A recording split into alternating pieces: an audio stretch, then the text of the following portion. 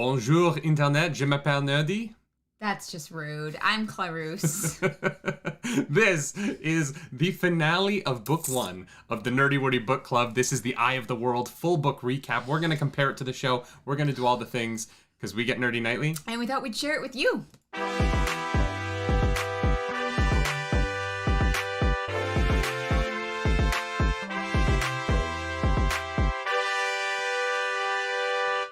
That is right. For the first time on the Nerdy Wordy Book Club, Clarus is not finishing her reading just as the show starts because we done did the reading. We done did the reads. I'm coming into this episode. I'm so glad that we separated the end of the book from talking about the whole book because the end of the book for Eye of the World is mad. It's a lot. And I feel like we didn't even really talk about everything we wanted to talk about last week just and because it was like 3 hours long. Yeah. And so I'm glad that we have this extra time with the book.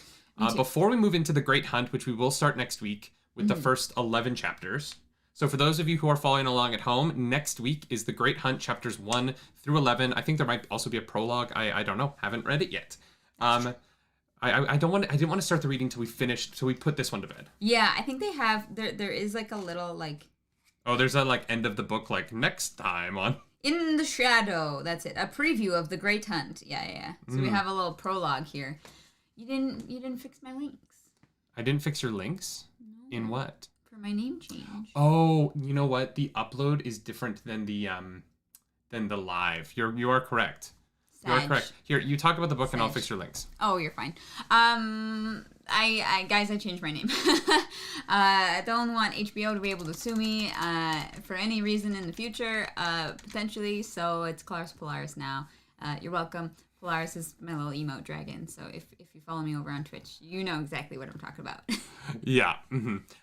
No, I love the name change. I think it was a good move. We've been talking about how, if you ever wanted to do merch or if you ever wanted to do anything, there are some limitations on the ways that we can use words that we don't own. Exactly. But Wheel of Time. Wheel of Time, the Eye of the World. Here we are. We have finished an entire book. Mm-hmm. And the question I wanted to start off with this morning, and I know that people are like, talk about the show versus the book. I think we're going to save that for the second half of this conversation. Okay, that's fair. I want to start with, coming out of the Wheel of Time, how do you feel about it as a fantasy novel starting a series? Like, just like your big, broad, like... Oh, like big, broad strokes. I just want to start with, like, I want to go bird's eye, and then I want to, like, get, like, really specific on a couple of things. Absolutely valid. Okay, I loved the book. Like, when... I haven't read in a while. The last thing I read was Dune, because I was reading it because the movie was coming out, and then... I haven't really done much reading in the past, decade. But I used to read all the time in high school, right?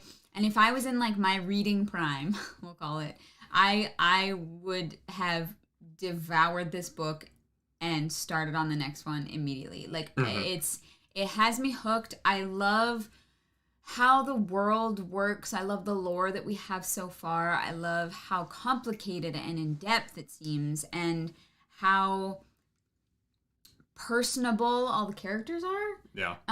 Like everybody, not everybody has the same development or same kind of like arc or like anything like that. You have to focus, especially when I mean it's a chunky novel, but like you can't do everything you want in the first book, right? Mm-hmm. But having that room for the rest of the series, I think is great. Yeah, I think for me, going to like characters that are personable, I think even something that was impressive is if you go back to the first episode of the book club and you listen to how we talk about our relationship with Nynaeve and how much that relationship with Nynaeve shifted just through the way that we see her portrayed once it is her POV. Mm-hmm. I have a much different relationship with that character at the end of this book than at the beginning, and that's my favorite kind of novel writing. CJ Bootwell, thank you so much for that spoiler chat. Thank you. Spoiler chat. Super chat. Thank you for the spoilers. No. You're and so, I think that... thank you, CJ. God, do we make too many videos? What I really appreciate about the book is that I feel like we have a different relationship with almost everyone at the end of this book than we did at the beginning. And I do want to dive into each of those kind of character journeys separately. But from my overall, I think that this book is a lot of what I wanted from Game of Thrones when I was reading it. And I got a lot of it from Game of Thrones, but I was handed Game of Thrones by a librarian when I was like 8 years old because I had finished The Lord of the Rings, and I was like, I just want something like Lord of the Rings, and he gave me Game of Thrones. And was that a good decision? I don't know. I'm like, maybe he just was like, oh, big long fantasy book. Maybe. It's fine. One of my teachers gave me True Blood when I was like 10. Yeah. Adults crushing it since the beginning of time. Yeah. But I think that when I was that age, I think that this is the book I wanted when I walked into the library that day. And I think Game of Thrones maybe should have been saved for when I was older. Probably. Most likely. But it has just such incredible language. Should have been Wheel of Time. In the way that it was written. Right? Yeah. Robert Jordan's prose is so delectable and delightful, and I just it's so easy to dive into and really like feel like it explains the world in such a beautiful way, and the magic system's fun, and you know it is the right kind of mix to me of characters who feel like they could be real people and a world that feels like it's just close enough to a world that I get like transported to it, because it's not like impossible, right? It feels like, oh yeah, like this feels like just close enough to what I could experience that I really feel fully immersed in it. And that's mostly due to Robert Jordan's language and the way that he uses words. And I was very impressed with the whole book. I mean, I was shouting quotes at you the whole time, being like, babe, this line is so good. Yeah. I have a question, and before I forget it, I do want to ask. Go for it. Is there anything in this first book that makes you think that it is like post-apocalyptic our time? Because in the show, we had the like skyscraper buildings that kind of were like, oh, that looks a little bit familiar, right? Yeah. Was there anything in the book that gave you that indication, or no? A couple of things, yeah. Okay. There's so many direct references to legends of King Arthur. There are so many references to like real world mythologies that it feels like they are the future of our world because they have our stories. And like, if one thing would survive the breaking of the world, if humanity survives an apocalypse, the one thing that would survive with humanity would be stories, because the only tradition of storytelling that would survive would be the oral tradition. Yeah. Especially nowadays. If you really think about it, like, if archaeologists in some far off future were to dig up our technology and not be able to access the technology, even if they can read English, our technology is just, it's all going to break, right? There's no like physical things anymore. Yeah. It's why there are museums that specifically keep physical records of things, because who knows how long technology is going to exist. The dumbest thing about NFTs is that you only own it so long as the service that hosts the image. Yeah. Like, if that service ever shuts down, if Google ever stops, making the internet happen, not that Google is the sole provider of the internet, but like you end up in this position where these physical copies are the things that are remembered, but those wither away too over 3,000 years, right? Oh, yeah. So oral traditions would keep stories going. And so this far-flung future, sharing an oral tradition of storytelling mirrors stories that I grew up on as a kid, that is probably the biggest indicator that this is like a future that is from a alternate universe of our universe that has magic. Yeah, no, totally fair. I for a moment I thought that like the tower that like the ship captain talked about was going to be like our old relic skyscraper, but like the fact that it has no doors or windows is like it's just a piece of metal. I was like, oh no, I think it's a skyscraper. I think that they don't know what a door looks like to us. No, because a skyscraper wouldn't be made out of like pure metal. It would be like concrete and glass. But this is a skyscraper of our future. Okay. Also, I don't think they have glass, right? Like, I don't know that they know what, like, our glass is. And my point is just that, like, if you were to take someone who doesn't understand what a building is in our time and show them, like, the Freedom Tower, it would look like a giant nothing, right? Because it's just, it is this giant, flat, weird shape in the sky. So I think that, like, the skyscrapers... Oh, Alexander Osman, thank you so much for that spoiler chat. That was so kind of you. You did it again. Was that on purpose? Did I say spoiler? No, I said super chat that time. No, you didn't. Oh my god, my brain this morning.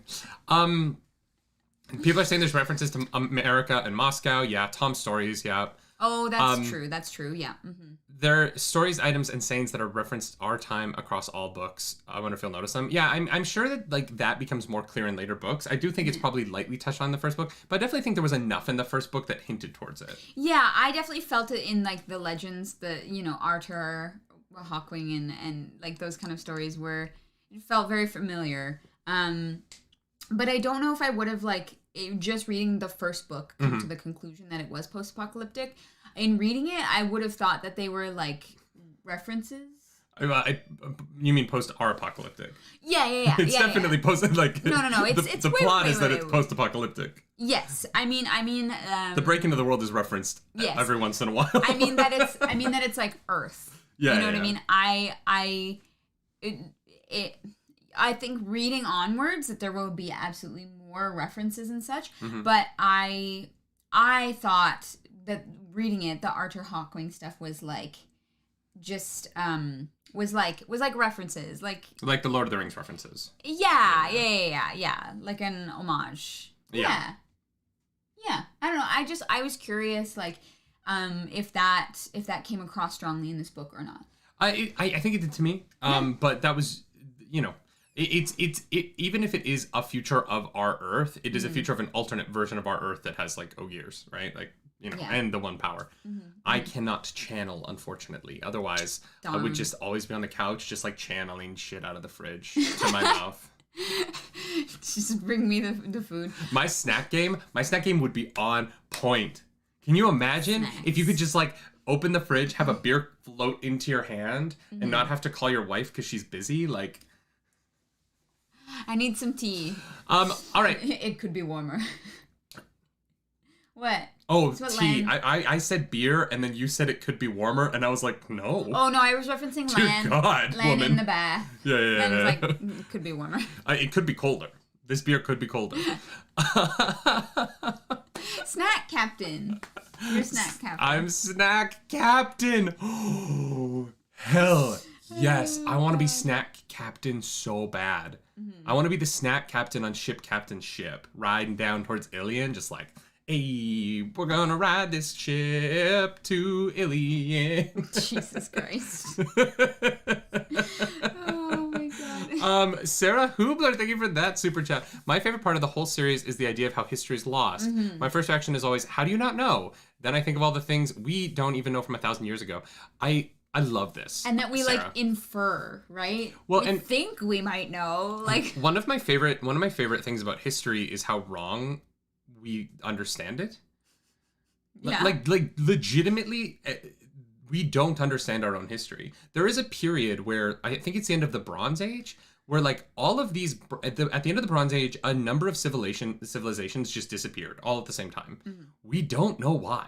Like to this day, we don't know why at all, and we just infer things.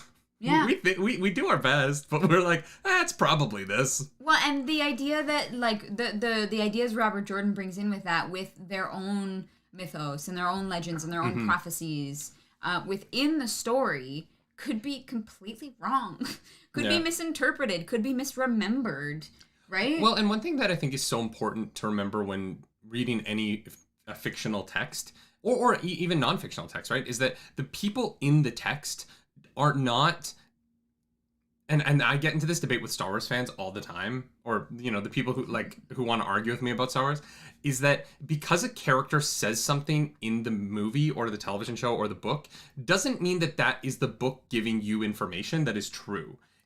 It is showing what the character thinks is true and their perspective on the moment, right? One of the best examples of this is in The Rise of Skywalker. There's a line that's so memeified, right? Where Poe says, somehow Palpatine returned. And it's been memed as being bad writing because it is the movie saying that the movie doesn't care about how Palpatine returned. But it's that Poe doesn't know. It's that Poe doesn't know, and Poe, and what we learn about Poe's character in that moment is that Poe is not concerned with how, he is concerned with moving forward. Because throughout his entire character arc, we've consistently seen Poe just wants to get shit done. He learns what the information is, and he goes and does the action. And that is his character. And so him saying, somehow Palpatine returned, doesn't matter, we just have to solve the problem, is not the movie saying, whatever. It is Poe Dameron's character saying how he feels about the situation and what his level of information is.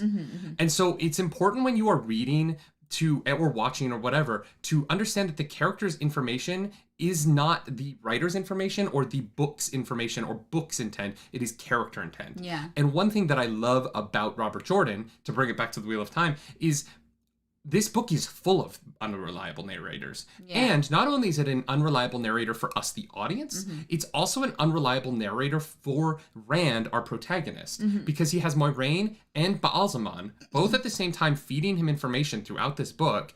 And not only can we not trust the information, but Rand can't trust the information either. Yeah. It's turtles all the way down of Rand and the reader going through the situation, trying to figure out what's true of any of this. And this is the problem. To bring in the first show comparison, there is no other side of information on the show besides Moiraine's. Yeah. The book does a really good job of having Tom be a counterpoint to Moiraine's information, and to have Ba'alzamon be a counterpoint to Moiraine's information throughout the entire book, right? You have these two voices that are speaking against what Moiraine wants for Rand. Yeah. In the show, obviously, Tom does that a little bit towards what's going on with Matt and the dagger. But once Matt and the dagger situation is solved, Tom's advice kind of goes away a little bit. And so the show never has Moiraine have a legitimate counterpoint until we are in the Blight with that scene with Ba'alzamon, which is so violent that there's no... Ba'alzamon approaches Rand with violence by killing Moiraine in front of him, so it's hard for him to think, You mean in the show? In the show, yeah. So the show finally has Ba'alzamon talk to Rand in the Blight. In doing so, and it starts with him stabbing Moiraine through the mouth and approaching as a villain with the fire eyes, with the full, In doing so... Bad guy, bad. but Rand is going... Well, why would I trust you the way you're approaching me? He could have approached him in a dream as a friend, right? Yeah. He could have approached him and been like, hey, dude, are you really going to trust these women who want to, gentle you? Come on. But instead he approaches and he goes, bam! Well, you're a dumb idiot. And what makes him an interesting villain in the book and being called, the father of lies, I think? Something of lies. I think it's father of lies. Is that... any master manipulator knows that giving away truths as often as lies will help you in your manipulation and what you want them to believe in, steering them in a certain direction, right? And so there will probably be times when Ba'alzamon is going to give Rand or others, because Rand is kind of going up. We don't really know what's going to happen in the next book, but is going to give information that is actually true, even if Moiraine or maybe the Aes Sedai believe something else, because that's just the information that they have, and in doing so sows the seeds of doubt. Yeah. Because you can't just, if you lie all the time, people know you're a liar. Yeah. Right? And isn't he called, don't they call him the father of lies or something in this? That's what I said. That's what I asked. Oh, no, yeah. Yeah. I was I think it's something of lies. Yeah, the father of lies, or yeah. I think that's such a good point. I really think someone in the chat, Vidya says he would never approach as a friend. I don't agree with that though, because I think that in the show, Ba'alzamon or Ishamael or whoever the guy is, the very, very attractive dapper man at the end. We rewatched the finale last night, and he pokes the thing through his face, and then he appears, and I'm like, God damn, he's just... It's a good looking dude. He's a silver fox, man. That guy he's attractive. And just in part of it's just so how calm he is, and his confidence. Confidence is sexy, y'all. I'm telling you right now, confidence is dang sexy. It's why my insecurities are my biggest problem. So when they meet in the Eye of the World, and they have the conversation in the Eye of the World, and he approaches him through Egwene, he comes into that scene with Rand very differently. And I feel like if he had approached the same way as he does the second time, he would have made him more compelling to Rand the first time. Yeah. But because his first time talking to Rand is immediately after stabbing Moiraine in the mouth, it is just, it's just like a bad tactic.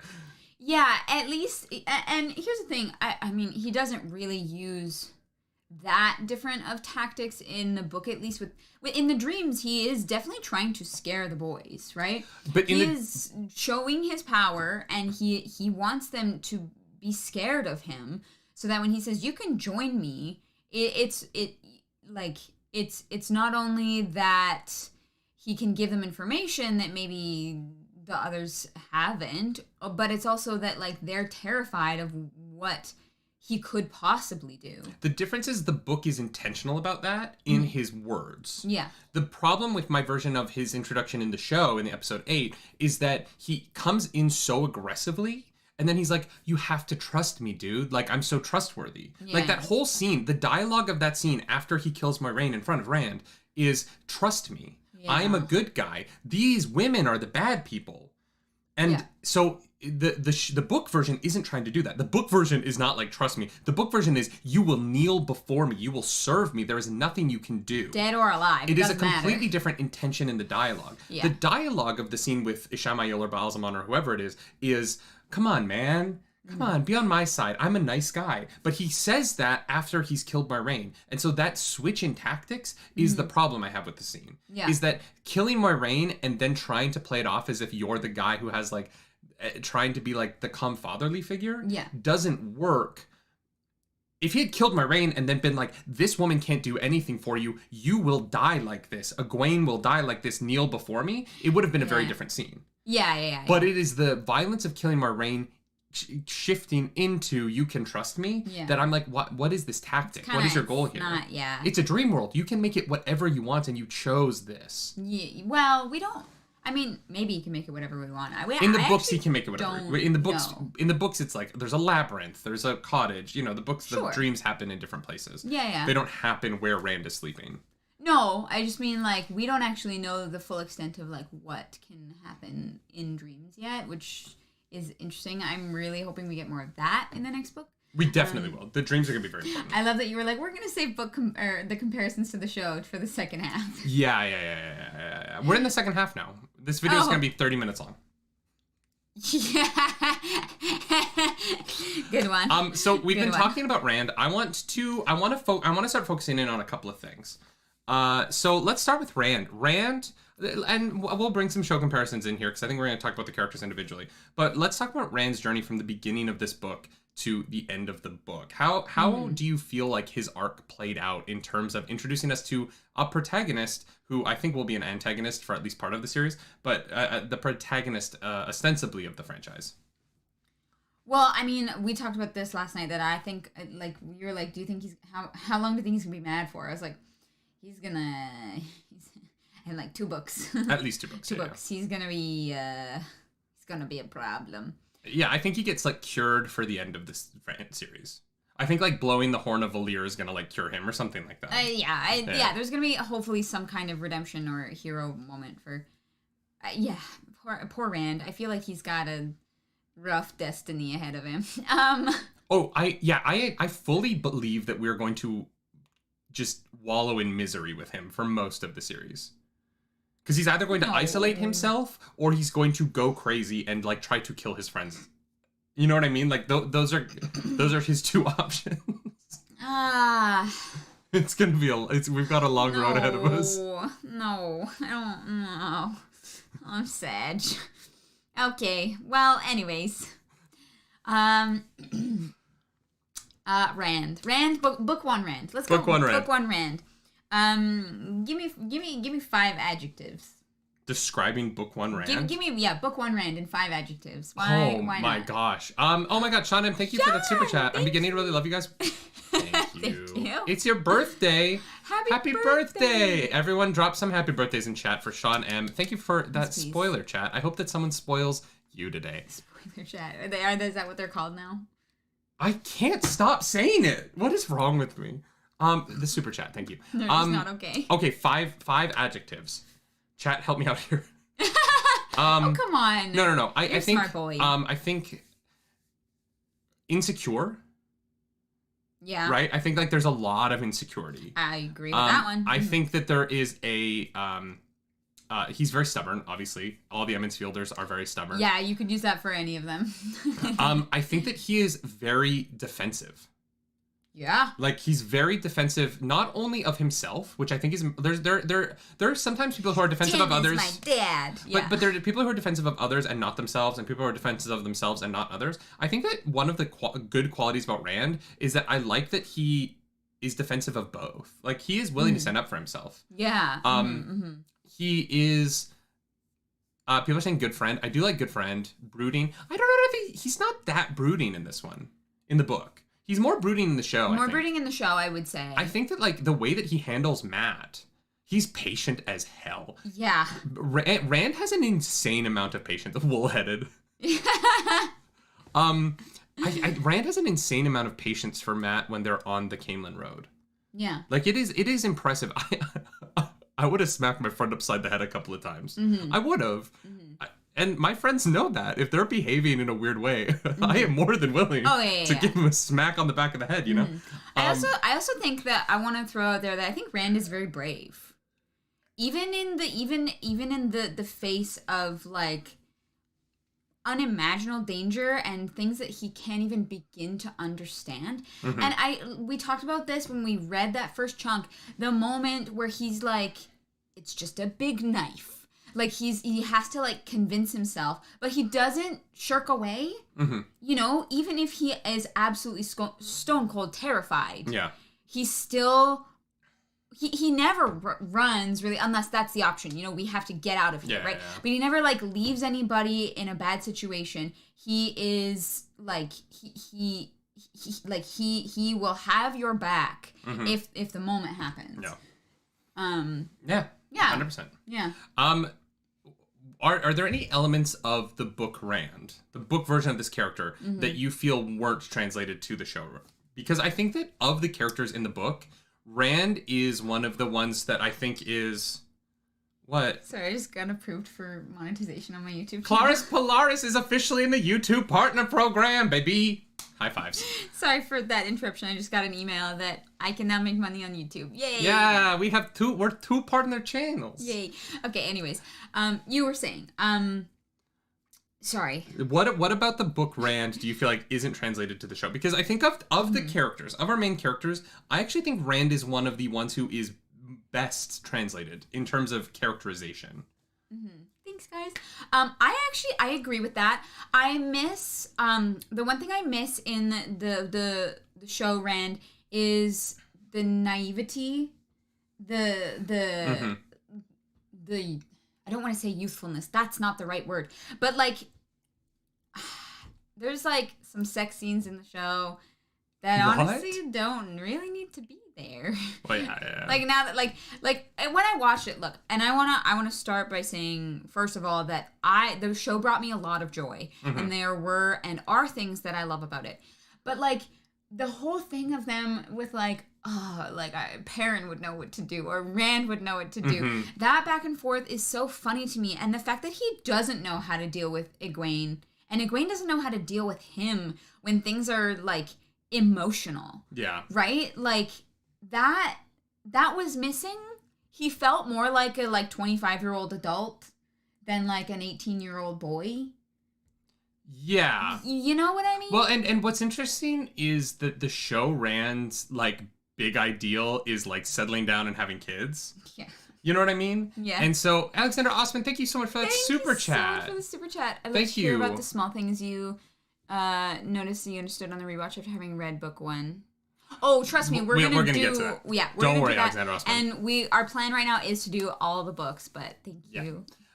So my thing is the sex scene in the first episode set us up for a different world for these main characters than the books do. Absolutely. And I think that, like, you know, we have our smut corner and we joke around about where we would add sex scenes into this. Yeah, because it's fun. But, you know, at the end of the day, I think there is an element of the show that that just made them all like Rand's desires are so like old man desires. Yeah, or not old man, but like my age. Bob, thank you so much. Bob, thank you so much for the super chat. That is so kind. You know what I mean? Like, there's just like he just wants to get married and have kids and settle down on the farm, which is a like small town mentality that I believably he could have. Oh, sure. But it's... I'm saying that is an element of what the Book Rand's desires are, but Book Rand's desires just go further than that. Yeah. And I think that I agree with you. I think that is lost a little bit in the translation of the show. I also I wish that there was more insecurity with Rand in relationship to whether or not his dad is his dad. Yes, because we lose that in the show for sure. And it comes up in the final moments with Baalzamon, but in the show. But the running thread of this like insecurity in the back, nagging at the back of Rand's head, is a nice addition to the character's journey throughout the book. That just isn't quite there in the show. But that one is less. You know, that's okay. Yeah. I didn't need him to have like inner monologues, so that's tough, right? Yeah. All right. So then, where do you think? Let's make predictions with each character. What do you think like the next big step for Rand is in the books? What are we going to see him do in the Great Hunt? Rand is going to go off. I think he's going to find the Aiel, maybe by accident. I don't know. Okay. I don't know if he's going to choose to go looking for them. But like this whole thing about Tam not being his father is looming over his head. Like at every moment, he's like, no, Tam is my dad, right? Yeah. I do believe that he is going to see if he can find answers for that. Because it will keep his friends safe. Sorry. No worries. It will keep his friends safe. I don't know if that's like, well, then again, he's like, I don't want to like hurt people. And so him making new connections to people. No. I think he would. I think he's not going to the Aiel to make friends. He's going to them to find answers. So yeah, I think that that's where he's headed. I think he goes off on his own for a bit. And then maybe decides, let me try to find answers to who I am, and who Tam is, and maybe even the sword. The Heron-marked blade. Do you think that Rand ever earns the Heron-marked blade? Do you think that Rand becomes a blade master, and like becomes like it? I hope so. I think that would be a really cool arc. Maybe, and the Aiel are the perfect people to help him with that, right? So in the show, I want to ask you this. Do you think Rand can find his way out of the Blight? Because the very big difference at the end of the book and the show is that Rand goes back to Faldara with everyone and then leaves on his own. Yeah. Whereas Show Rand at the Eye of the World goes, I'm gonna dip here.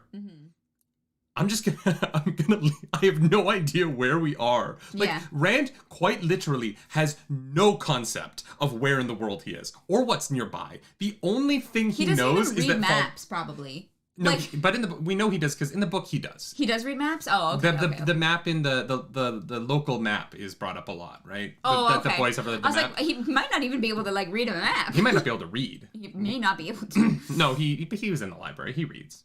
Fair. You know what? Tam would not let Rand not read. They have their own library. They have their library. Yes. Oh yeah. He can read. Do you think Matt and how can Rand get out of the Blight?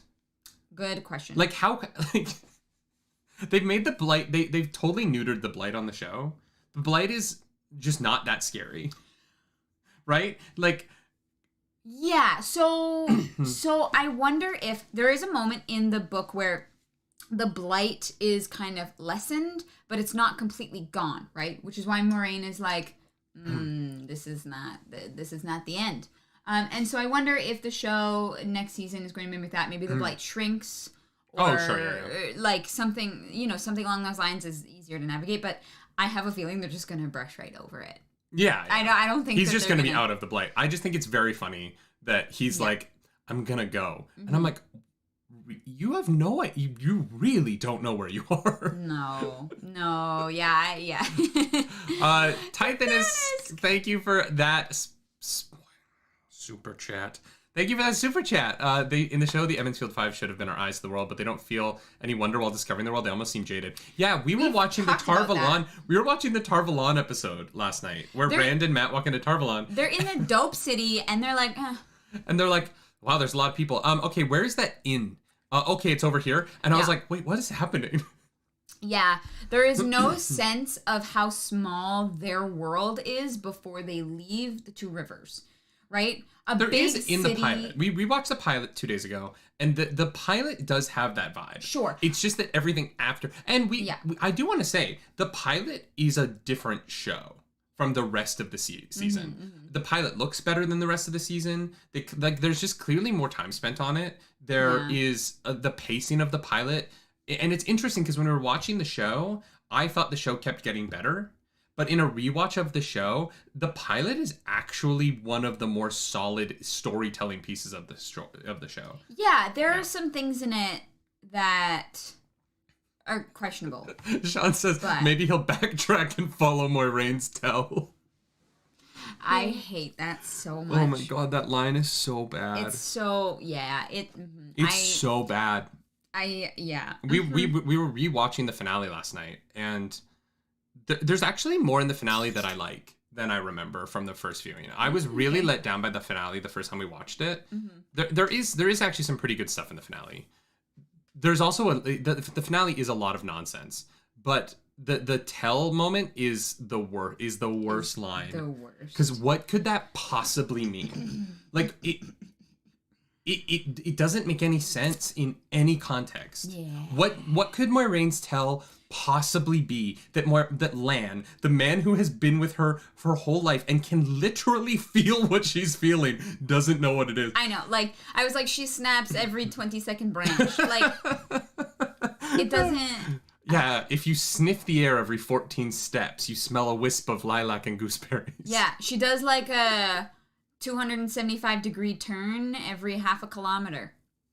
It's weird. It just, and it comes out of nowhere, and my biggest problem with it is that for the entire finale, Lan is just gone. Like he's just not there. Yeah, not because he's following this. Anyways, let's get back to the characters. Characters. All right, we've done Rand. Yeah, I feel like that's. Let's go to the other side of the coin. Let's go to Mommy Dearest Moiraine. Robert Borgman, thank you so much for the super chat. That is very sweet. The great hunt awaits. Absolutely. Very sweet. Moiraine Sedai. We don't learn a lot about her in this book. No. We learn a lot more about her in the show, and whether or not that's the show. Of the show. Yeah, and whether or not that's the show taking liberties, we'll find out as we read, and like that's okay. Yeah. I'm okay with that. But yeah, Moiraine. Yeah, we don't know much about her in the book. We know she's a Blue Aes Sedai. We know that she is trying to thwart the Dark One at every turn possible. Yeah. And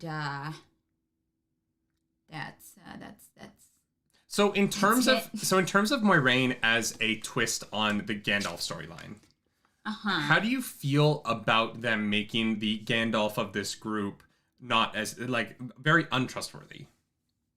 Oh, it's so fun, right? When we talk about the fact that we are given information, and who knows how much truth is in it. Right? Like, and I think that is so fun. And we did talk about the fact that the show kind of loses that by making Moiraine the main character, because we know, like, she can't be bad. But in the book, she absolutely can be manipulating for her own means, even if it's in small ways, right? And that makes it so much more interesting. Claude Complex brings up, we know she can cut a rug. Yes, Moiraine, notorious dancer in the Wheel of Time. Wild. I do love that. Arazu Kashefapur, thank you so much for that super chat. The Blight of the show is like the maze from Harry Potter movie. There's nothing in it. Yeah, literally. You just run and it's windy. Attacks you. It's windy and scary. We do know that she has a contact, Sherian, who's another blue. We do know that about her as well. She has a contact. She has a contact. Yeah, she wears contacts. No. Confirmed. No. Yeah. No. Do we ever see anyone on that entire show wear glasses? No. Everyone has 20/20 vision. Weird. Or nobody knows what glasses are, so if you're blind, you're just blind. No, but didn't we have...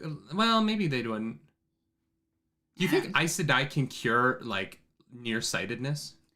Is there a weave for that? Is there a weave for that? Honestly, probably. Yeah, probably. That's very funny. I'm into it. The fun thing about Book Moiraine to me is that she's so steadfast, and she's not mean about it in a way that she could be. There's times where with Nynaeve, I feel like she could genuinely be mean to her if she wanted, and like the book Moiraine just kind of like ignores Nynaeve. She's more dismissive than she is like directly aggressive. Yeah, 100%. And the show Moiraine can be a little bit more aggressive in a way that at times I was like, it felt like they were trying too hard to make her seem untrustworthy. Rather than doing it through her actions, they were doing it through her just being mean. Right. 1253, sir, thank you for that super chat. Thank you. No one says that she was unconscious being carried by Lan before Nynaeve found them. How can she have a tell? Well, oh my god, you're so right. She's not even walking. Well, no, but that's only for the last bit. No, she's on a horse. She's not even walking. Yeah. What could her tell be? What could it possibly be? Her horse has a limp. Moiraine has the same tell whether she's on a horse or walking. She moonwalks. She like spits every 6 feet. Yeah, it's really dumb. That's so. I didn't even think about that. She's out. She's fully out. Yep. Tithanis, thank you so much as well. Thank you for that super chat. Tithanis. She moonwalks. It's a spoiler. She doesn't shower and she smells. No, she bathes. No, it's the lilac and gooseberry perfume that she wears. This is not The Witcher. I know. Wow, She's stanky. Thank you so much for super chat, Nicole. Thank you. Confirm Moiraine does Crazy Ivans.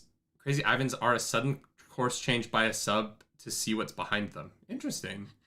Amazing. Yeah, Moiraine is a land-based submarine confirmed.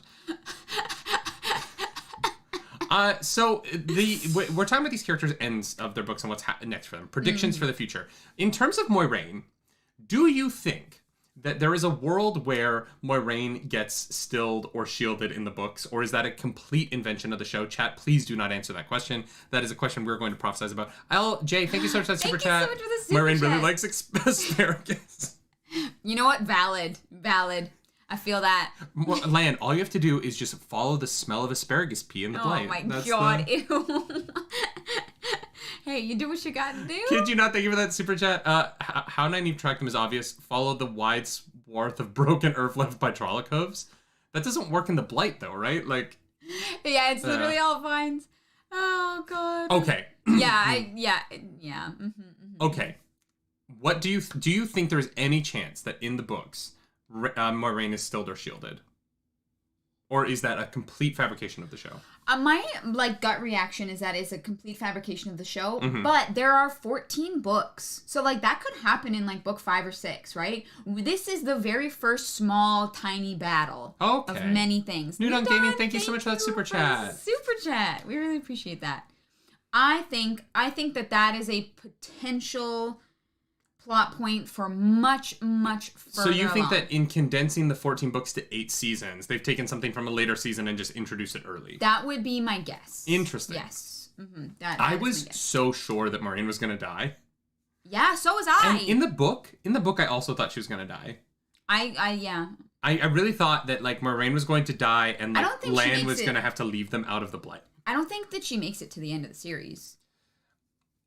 I don't know. I think she's in the Memory of Light. I think that she's there. The final book. I think that she is in that book somehow. Whether or not it's as a Force ghost or some kind of machination of magic or something like that. She gets stuck in the dream world. I have a feeling that. Oh no! You know what it is. Oh, you know what? Moiraine is going to be at the final battle. She's going to die. Yeah. But when Rand blows the horn, Moiraine is going to appear at his side, and they're going to ride into the final battle together. Oh, because the horn brings the heroes of the light back from the dead to fight the final battle. Oh my god! If they do this well in the show, if the show crushes the next few seasons and we get to the end of season 8 and he blows the horn and every character that died on the show appears behind him and they ride into the final battle together with Elena, Perrin's wife, with like all of these characters that have died throughout the show. I don't think they're gonna drop Perrin's wife. I don't think they're gonna do. I honestly don't think she's coming back. I think they feel like they screwed up. I feel like the backlash on it is so hard that they're going to try and redeem it by having her there. I would like that. Yeah, and so I think that we're going to get maybe this. Maybe the girl at Faldara who channeled the lightning in the show. She's not in the book. No, but I mean, if she's blowing the horn, she's blowing the horn in the show, Agomar will come back and he'll just be on screen like, why was I killed? What was the point of this? What was the point of me dying there? John, thank you for the super chat. What's your guys' list of things to be accomplished in the books?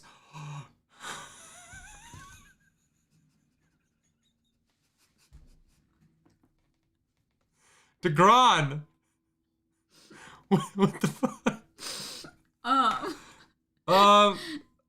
Thank you for the super chat. Thank you for the super duper chat. Watching your journey through Wheel of Time mirrors that of my wife and I years ago is a nostalgic treat. Many, many treats await you when we open up again on Monday. Enjoy fancy noms on us. Oh, thank you, DeGran. Fellow Toronto, thank you Fellow so Torontonian, much. What's up, Frey? Hell yes, because we're back. We're not in lockdown. No more lockdowns. DeGran, let's go. So DeGran, much. wow. Really incredibly kind. Yeah. Thank you so much. Okay, what were we talking about? So if we go back, John asked, what's your list of things to be accomplished in the books? Okay, in the books. Oh boy. They need to break the other 6 seals. Mm-hmm. Then they need to go to the tier. Uh-huh. They need to wield the sword that isn't a sword. I'm just reciting the prophecy. The sword that's not the sword. Is the sword that's not the sword. Okay, follow me here because I'm about to pull a whole Dan Brown on this, okay? We're about to go full Da Vinci Code. Is the sword that's not a sword a penis? And by wielding the sword that's not a sword, will Rand impregnate a woman? And will she give birth to his child? It's 14 books. We can cover years, right? Will Rand's child be the one that actually defeats the Dark One? No, why? What do you mean? Why? Because the sword that's not a sword is a euphemism for like. Ah yes, the chalice, the Holy Grail. That's why I'm saying that's why it's my Da Vinci Code theory. Oh my God, I'm very upset with you. How? No, but I'm saying like not in a gratuitous way. But no, the sword that's not a sword is not a penis. But like there's no way. Rand's child is the one that cures his madness, so that he is how? Because it's the child of the dragon, and like some powerful Aes Sedai that Rand falls in love with later. Because I know that Rand and Egwene are never gonna end up together. Well, yes, yeah. You chose. I'm just saying. Poorly. if Dan Brown were writing this book, the sword is a penis. That's all I'm saying. You know what? That is true. But luckily for us, he did not write these books. Sword penis is spoilers. Oh my God! No, the sword that's not a sword is like the lightsaber that he wielded against the Dark One. Obviously, the lightsaber. It's the lightsaber. He wielded his father's blade. Yeah. Mm-hmm. Yeah. I think that. I obviously, like, the Horn of Valyr gets blown. I think that's going to be a big moment. I think that we're going to see some really cool stuff with the Aiel. There's been enough foreshadowing for that. Someone said this sounds like Dune's story. Isn't there a book called Son of Dune? Son of Dune. Isn't like the 3rd book called Son of Dune and it's about Peter Atreides' son? Paul Atreides? Paul. Any of the apostles. John, Mark, Luke, Paul, Peter, they're all the same. I love that you can name them. I don't know a single. You don't know the apostles? No, why would I? Because I went to Catholic school and they made me know them. Yeah, no, my parents were like, nah. Catholic school did not like me. If you can't tell by the fact that we have a smut corner on our podcast, I was not popular in Catholic school. No, particularly with the nuns. No, I can imagine. That is not... Children of Dune. Oh, okay, yeah. Oh, okay. I've never read it, but, there's kids in it. No, I think that... I feel like we've fully gone off the rails. Yeah. Well, because you said that the sword's not a sword, it's a penis, and that just derailed the whole thing. Well, let's do, like, long-term predictions at the end. Long-term predictions at the end, yeah. Things that we think, directions we think that the series will go. What do you think Moiraine does next in the books? Moiraine, kid you not, thank you for the super chat. He was a booby guy. He was a boobs guy? Okay. Right, I can respect that. I can respect that.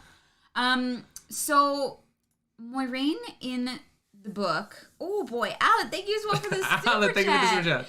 The magic base of Clark's third law. Any sufficiently advanced technology is indistinguishable from magic. I don't think that the show is that. I don't know. I don't know what Clark's third law is. So Clark's third law is that if you were to like show a smartphone to someone from the Middle Ages, they would assume it's magic. Gotcha. Because their ability to comprehend what is happening is so impossible that they just assume magic. It's the concept of Thor, the first Thor movie, when Thor and Jane are talking on top of the RV, and he's like, what you call technology, we call magic, but they're indistinguishable from each other. Yeah. Okay. Gotcha. The Shadowling. Thank you so much for the super duper chat. There is nothing quite like watching Claris's face go from curiosity to eagerness, then disappointment when Nerdy reveals their big twist. I love you. You understand our whole marriage now. Oh, sorry. I just stabbed you with my nail. Yeah. All right, Moiraine. What is Moiraine doing next? Okay, Moiraine next. Chat, y'all are wild today. Y'all are wildin'. Moiraine is going to take the others to Tar Valon. Mm-hmm. Because Matt still needs to be cured of this dagger. Mm-hmm. I don't think Matt will be able to be cured of the dagger. I think that it is going to become part of his character for the series, and that it is a, like, stain that he is going to have to learn to live with, in the same way that Rand has to learn to live with his madness. Right? I think each of the characters is going to have faults and shortcomings, right? And Perrin has to learn to live with his wolf brotherness. And Yeah. Okay, yeah, I like that. I'm not 100% sure what Egwene's is yet, but I'm sure there's going to be something that she has to kind of come to terms with. Mm-hmm. I really hope that it's not that she can't have a relationship with Rand. I hope that it's something to do with herself and not like romantic relationship, but we'll find out, I guess. I don't mind if they spend some time with Egwene feeling like Rand has deserted her. Yes, them spending time on that, I have no problem. But Egwene needs to have some other kind of shortcoming or thing that she needs to overcome that does not have anything to do with Rand. Sure, I just don't think we'll get that like next book. I think that's going to be like in the third, fourth. Yeah. And she's also the youngest, right? So it's going to take more time. I expect some time with Egwene going, "Hey, he left me." And like that hurts, right? That is a real, New Dawn Gaming, thank you for that. Thank you so As a much book reader, I love your theories, chat. but I'm also sitting here saying to myself, book 5, book 7, they're gonna love it when they reach book 10. Y'all, can't wait. Y'all, it's gonna take us like over a year and a half to do this, so I hope y'all are ready for this ride because we're going on it.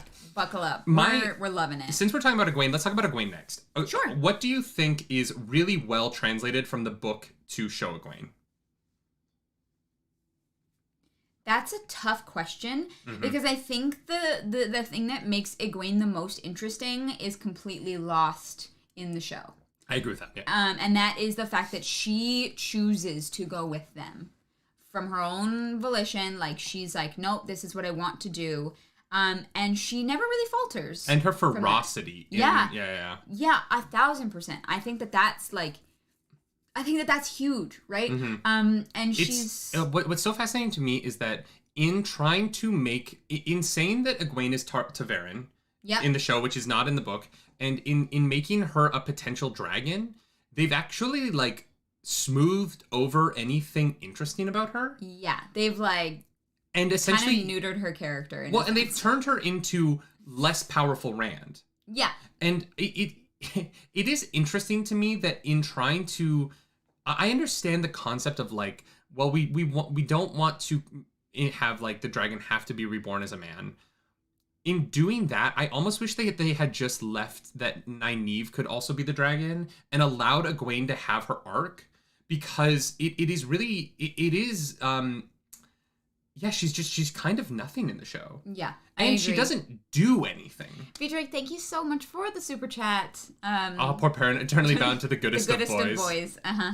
Oh, we'll get to Perrin. Don't worry. Yeah, we will. We will get to Perrin. But yeah, I agree with you. I think that she's so much more boring in the show, and I love the actress, and I absolutely love what she does with the character. Oh, the actress is great. Yeah. Right? The like, casting she's is perfect. so good. I just think that choice kind of nukes her like anything interesting about The Shadowling says, thank you for that super chat, Shadowling. Thank you. Egwene is a character who has the Bilbo, I'm going on an adventure moment. Yeah. And 100%. that's so fun. I love that about her. Yeah. Perry Wolf, thank you for the super Egwene chat. is not completely lost. When she buckles down and stands up to the White Cloak in the show, I thought that's Egwene right there. I agree with that. No. But here's the thing. I think the actress is great. Yes, she has moments where she's able to bring that out and really, really shine. I think that her arc is not great. The arc, yeah. Because she doesn't get to go anywhere in the show because she's just forced along the journey the same way that Rand is, and Perrin and Matt. Everyone, instead of having a character who chooses to be there, which is agency, like it is just one of those weird. We have these conversations about how to do diversity and how to have more inclusion in these stories than the original sources had because they were written so long ago. Yeah. And what's weird is that I don't feel like Egwene in the books is a lesser character in any way. No. I feel like she is actually given a lot of her own agency. For a book written in the 90s, for a female like lead character, she is surprisingly adept and different and has a lot of spirit. And it is odd to have that taken out in a modern adaptation from a female character. Like, I think that Nynaeve is, and I think we should do Nynaeve next and compare the two female characters. Absolutely. But I feel like the adaptation of Nynaeve to the show is a better version of how to have that kind of like bossy female character in a modern story without some of the stereotypic tropes about them. Yes. Whereas I feel like Egwene goes the opposite way. And I just think it's interesting that we have that kind of disparity between these two women and the way that they're adapted to the show. Yeah. It's all in service of that mystery of the dragon thing that we keep talking about that like is just not. And it's like, I get what they were trying to do. Like, I get it. But I think that it did not work out in their favor. Because I'm sitting here and I'm like, okay, what else makes Egwene interesting? And it all stems from that. And I'm like, I'm kind of at a loss for her. I definitely preferred her in, like, I mean, the actress really brought her to life in a way. But the arc of her in the book, definitely think is much better. She's so, she is so headstrong and so caring as well. Like, she feels so much love and empathy for other people. The fear is still there again, but like, you know, she like bullies Perrin to take turns with her on the horse, like, right? Like, I love, that moment's really great. The her really just being like, no, we're sharing. Yeah. And Perrin's like, I'm good. And she's like, no. Yeah. We're sharing. And he's like, yeah. Even if Perrin is more comfortable walking on his feet, Egwene still believes she's doing the right thing in the moment. New Dawn Giving, thank you so much for that slow chat. Taverin, super chat. Oh my god, my brain today. Taverin makes one a slave to the pattern, more or less. The boys always had to leave. She had a choice for comfort, and she rejects that total autonomy. I agree love with that. Yeah. And when we got to that moment in the books, I was like, oh, this is, I yelled up the stairs. So basically what happens is she sits at the computer in our bedroom and edits her photos, and I lie on the couch downstairs reading, and I just shout things at her as I get through them. Yeah. So any of the good moments in the books, I've shouted at her at some point, and because she reads first, usually. Generally, yeah. And I was like, this is awesome. I love this for Egwene. Yeah. All right, let's move into Nynaeve. Oh no, what do you think Egwene's doing next? In the books, it's pretty obvious, right? Do you think she's gonna go after Rand, or do you think she's gonna go to Tarvalon? No, in the books, they're going to introduce us to the larger world of the magic system by having Egwene become an initiate at the White Tower. Yeah. And I think that we're going to spend a few books with Egwene learning how to channel. Yeah. Maybe Nynaeve as well. I don't know. Nynaeve in the books hasn't been set up yet as like the greatest channeler in 1,000 years. Well, no. The way that she's in the show. But she does really want to learn how to channel so that she can murder Moiraine if she feels like it. Do you think that... Okay, so here's a good prediction about Nynaeve moving forward. Does Nynaeve, moving forward, still not trust Moiraine as much when she has now seen evidence that Moiraine was telling the truth? I think that her trust for Moiraine is going to come in in Tarvalon, because they are going to be pushed and pulled in a lot of different directions, and Moiraine is going to be the one that is truly there trying to protect them and to move forward for the benefit of the good of everybody, right? And I think that it's going to take some time, but I do think that Nynaeve is going to see that eventually. See, but don't you think that, like, Moiraine being like, we have to go to stop the bad guys, and the bad guys show up, and Moiraine, like, throws herself in front of them so that you can get away, doesn't that kind of, like, and Moiraine is more honest with Nynaeve on the show, or in the books, than she's in the show. Totally. Like, she tells Nynaeve and Egwene about the dragon, but not the boys. Like, I feel like there's an element of the final scenes at the Eye of the World where if I was Nynaeve, I'd be like, she wasn't lying. I think those are the bad guys. Like, yeah. if you're like, oh, I think the Aes Sedai are dark friends, and then those guys show up and you're like, oh, I was wrong. I think that Nynaeve definitely is going to have a stronger trust for Moiraine. I think that she will have an eventual softening towards her as well. Like, okay. I think that they going to become allies in a more political sense than Nynaeve. And Nynaeve is not a political person. She's very emotional and can be aggressive, right? Speaks her mind. And she is going to struggle, and I think Moiraine is going to be her saving grace at Tarvalon. Right. That's interesting. I actually do like that quite a bit. Yeah. I like that quite a bit. But yeah. I think that the trust is starting to be built there, for sure. The foundations are laid. For me, it's tough when you have evidence so violently thrust upon you that someone has been telling you the truth this whole time. Yeah. I hope it's not like Nynaeve has the exact same attitude towards Moiraine in the next book. Because you guys have been through something together, and Moiraine showed you that she wasn't lying. Yeah. And showed you that she will put herself in the way of death so that you can get away. Yes. And I just feel like, you have to respect the actions of the character. I don't know. I think that we are going to get a lot of Tarvalon in the next book. 100%. Although it's called The Great Hunt. Like, it feels... The title throws me off. Because who's hunting what? Well, the Great Hunt is the search for the horn, but we have the horn. And so maybe the Great Hunt is the people finding out that the Aes Sedai have the horn and, like, attacking Tarvalon? No, I don't think that's where it's going. No, because it's not going to Tarvalon. The horn's going to Ilion. Right. Right, yeah. I don't know. It's just interesting. All right, let's get on to, we just talked about him, Perrin. Perrin, what do you think is adapted well from Perrin to the show? And this one is hard. His softness. His softness is nice. Yes, yeah. His big, like, teddy bear softness is... The actor for Perrin is fantastic. His like, calculated way of thinking. They say, like, slowness, but it's not. It's just that he really thinks before he acts, which is the complete opposite of pretty much... Maybe not like Lana Moraine, but the other Emmons Fielders. Yeah, he is the one who takes a moment before speaking, and I think that was well translated. But the whole Wolf Brother thing, I don't think was translated very well. And do you think we get Elias in season 2, right? Like, I'm pretty sure they've said that. Have they? I was like, I don't know if we're gonna get Elias. I think they've cast. How are we gonna get Elias if they're going to Tarvalon? Well, I mean, they could just run into him. It's a long way to Tarvalon. And I don't think they're going back through the ways, right? The only reason they got to Faldara so fast was because they went through the ways, but now I don't think they'll go back through there. Oh, no, I don't think the ways are going to be used again for a while. I think they're going to be like a last resort thing for something incredibly important. I think that they will cure the ways. I think there's going to be a whole book. There's going to be an entire book where, like, the end fight will just be... Rand, some Aes Sedai, they're going to be in the ways fighting off Manchin-Chin. And that's going to be, like, the big climax of one book. One book. Is okay. Clearing the darkness out of the ways. Like, that'll be, like, book 8 or 9. And the whole book will just be about how Rand and the Aes Sedai beat back Manchin-Chin. Yeah. I feel like that's, like, you're setting up a possible, one of the big bads of one of the books.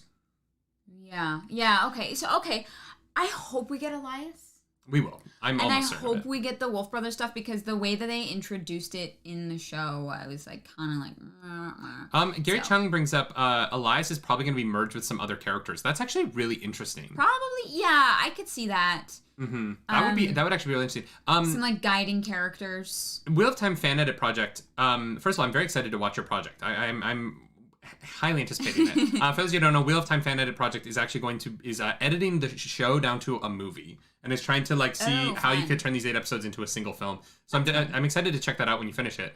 We've been talking on Twitter. Come follow me over on Twitter at Nerdy Nightly, and send me DMs. I'll chat with you in the DMs.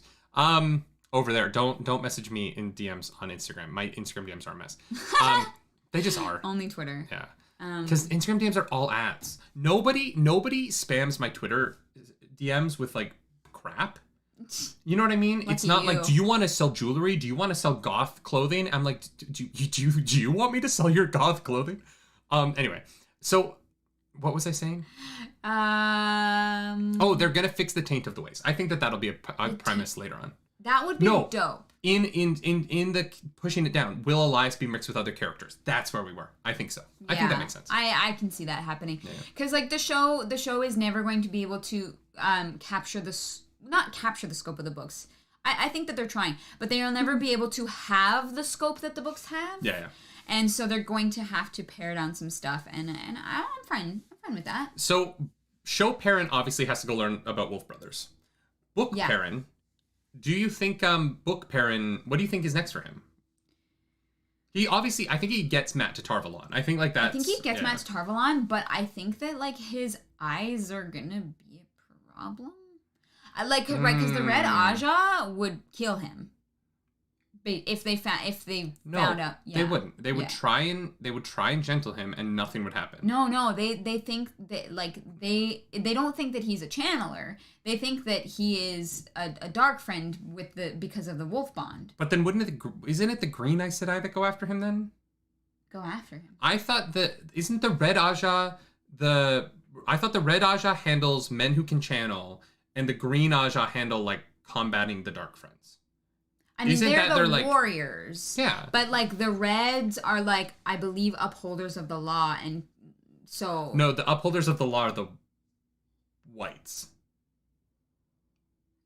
The White is, like, the justice system. The Browns are the librarians. The Reds handle men who can channel. The Greens fight. The Blues are spies, right? I feel like I have this right. And the Black Aja don't exist. There is no war in Ba Sing Se. There is no war in Ba Sing Se. There is no war in Ba Sing Se. No, Perrin's eyes are definitely yellow. Rand references them several times in the book, and in the show, they are definitely yellow. We see them. White is the law. Yeah. Okay, interesting. They'll think he's ouched by the shadow. Actually, no, you're right. Because the Reds try and kill Elias. Yeah. The Reds went after Elias. No, you're totally right. Yeah. You're right. I was like, no, there's definitely a thing in there. They don't like the whole Wolf Brother thing. They think it's evil. Here's the question. The same way that they don't like the Ogiers, right? They have beef with the Ogiers, but they don't like. I don't know. Moraine, literally, one of the first things she says to Loial is like, "I'm a Blue Aja, don't worry." Oh no, I just don't think that I don't think the Red Aja would like attack the Ogiers. I just think they wouldn't like trust them or like engage with them. I don't know because we haven't really met the Red Aja as a whole. We met like the one, but she was like an advisor. Yeah, but like like Aleida knows that there's an Ogier in Caemlyn and doesn't like do anything about it. And if she's a Red Aja. True. I don't know. So, although honestly, the queen might just be like, "No, sit down. Like, shut it, sit down. You're not gonna go murder this Ogier." I'm not sure. Oh, so apparently gray is the law, and white would be logic and mathematics. Interesting. God damn. I think very like confusing in a good. We'll get there in the books though. But that's the thing. It's in a good way. You know, it's not just like you have the healers, you have the battle mages, and you have the like spies. Mm-hmm. Like that's like very simplified. I like that it's a lot more complicated. So then here's my question: if Perrin can't go to Tarvalon, where does he go? Because Matt has to go to Tarvalon. The girls have to go to Tarvalon. Yes, and I think the majority of our characters have to go to Tarvalon, and if Perrin can't go there, I think Perrin goes with them, and then maybe joins the hunt, and that's why it's called the Great Hunt. Well, I mean that So because he, okay. I mean, it's also a play on like wolf hunting, right? Like he is. Yeah, if you need a hunter. Yeah. Get a wolf brother. So this is like, I have basically no evidence for this, but I'm just like throwing stuff out there and maybe it'll stick. But like, that's our whole show, babe. I know. Well, don't tell anyone. But like, I think that I don't know if he's gonna be able to stay in Tarvalon. I think there's gonna be like some stuff going on, and Makes maybe sense. we get a bunch of stuff from Perrin's perspective next book because he is involved in the hunt for the horn. All right, so I don't know. then let's move on to Matt. Okay. Show Matt. Excellent depiction by Barney Harris. We've talked about this, and we were talking about this when we were watching the first few episodes. When it's just Rand and Matt, Barney Harris's performance really brings a lot out of the actor who plays Rand. Absolutely. I love that the only actors whose names I know are Daniel Henney, Rosamund Pike, and Barney Harris, and I only know Barney Harris's name because he left. Yeah. But you know, the actor who plays Rand, I think, does a good job with this season. But just has a more stoic character. It's a little bit bland. And so I think that Barney Harris next to him really brought a lot of, really added to the dynamic. Yes. And it's noticeable. Barney Harris is really fantastic in this season. Absolutely. Yeah. It's tough that he's the one that's being replaced to me because he is a fantastic actor. Like, I really do think he's energetic every time he's on screen. Yeah, I agree, and it's tough. I feel bad. Matt's going to a plastic surgeon. Oh my god! No, he's going to the face sculptor in the Ratways in Skyrim. Oh Yeah. Wow, yeah, that's a deep cut because it's underground. Wow. No, he's going to join the Thieves Guild. He's gonna get the face sculptor. Anyways, yeah, Matt. Matt is a tough one to talk about because the actor left, and so I think that automatically we've lost out on some stuff with Matt. You know, there was a joy to Matt in the books that I do think was skimmed over in the show. The difference of Matt before and after Dagger is staggering in the books, right? Yeah. And Rand is able to convince himself that it makes sense to him. He's able to say, "Oh no, it's fine," yeah. right? But obviously, as readers, we can see it. I think that his like youthfulness was like his playfulness and like eagerness was really lost. Not because of the actor, but because of just what he was given in the show. Rewatching the pilot, it's really tough to watch Matt steal that bracelet. Yeah. Because that fundamentally changes him. Here's the thing. I actually like what they did in the show with Matt. Oh, I'm not saying that I don't like it, but now that I've read the book and I know what like a good soul Matt is at the beginning of the book. Yeah. Matt almost feels like the most corrupted, not just because of the dagger, but also just from like, he has the most joy at the beginning of the book.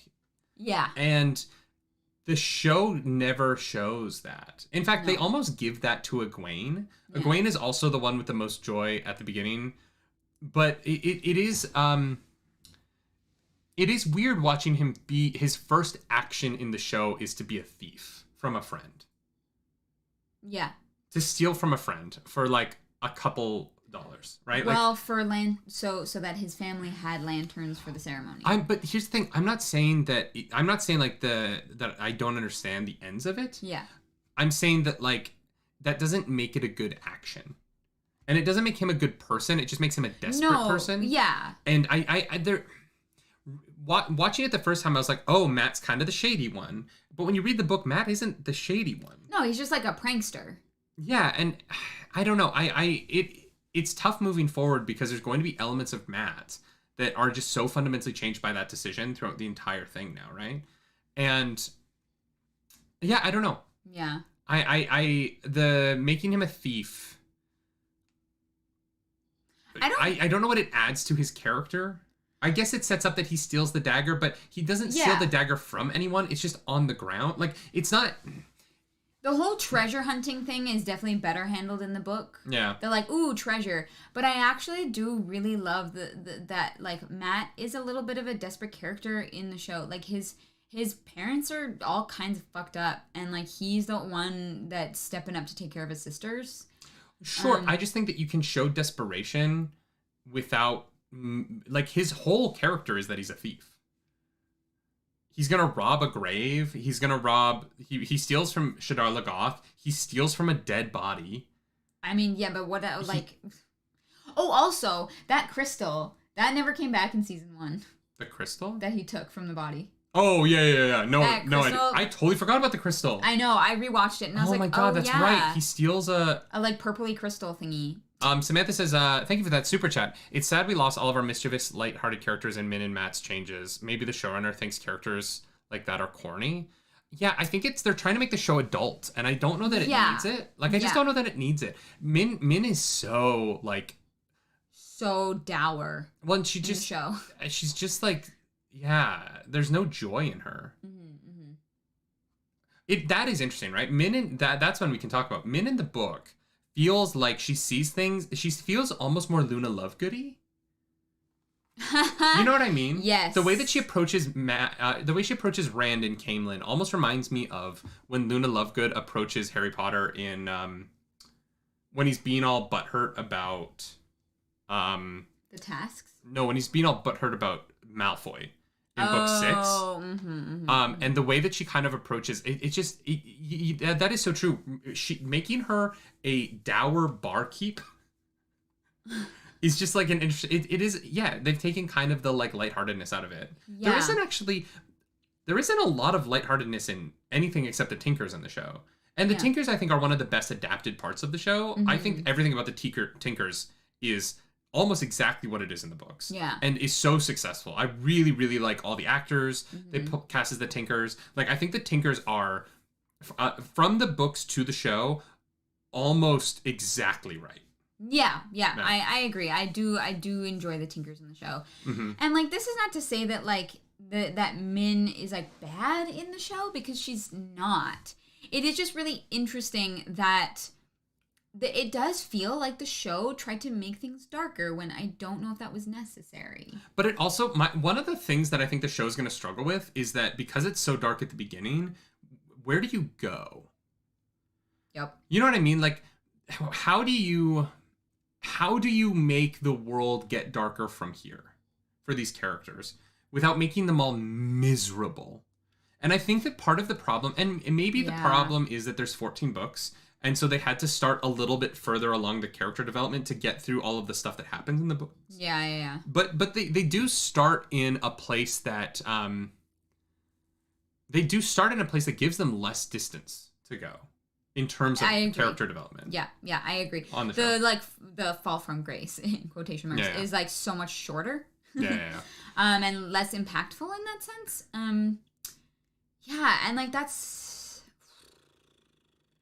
tough.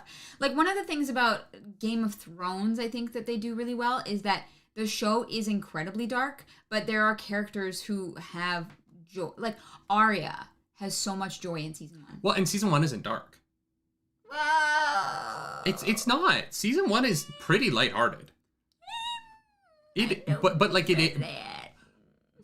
No, for the characters. Like bad things happen. Yeah. But the characters aren't like miserable about it. Yeah. You know what I mean? Like, sure.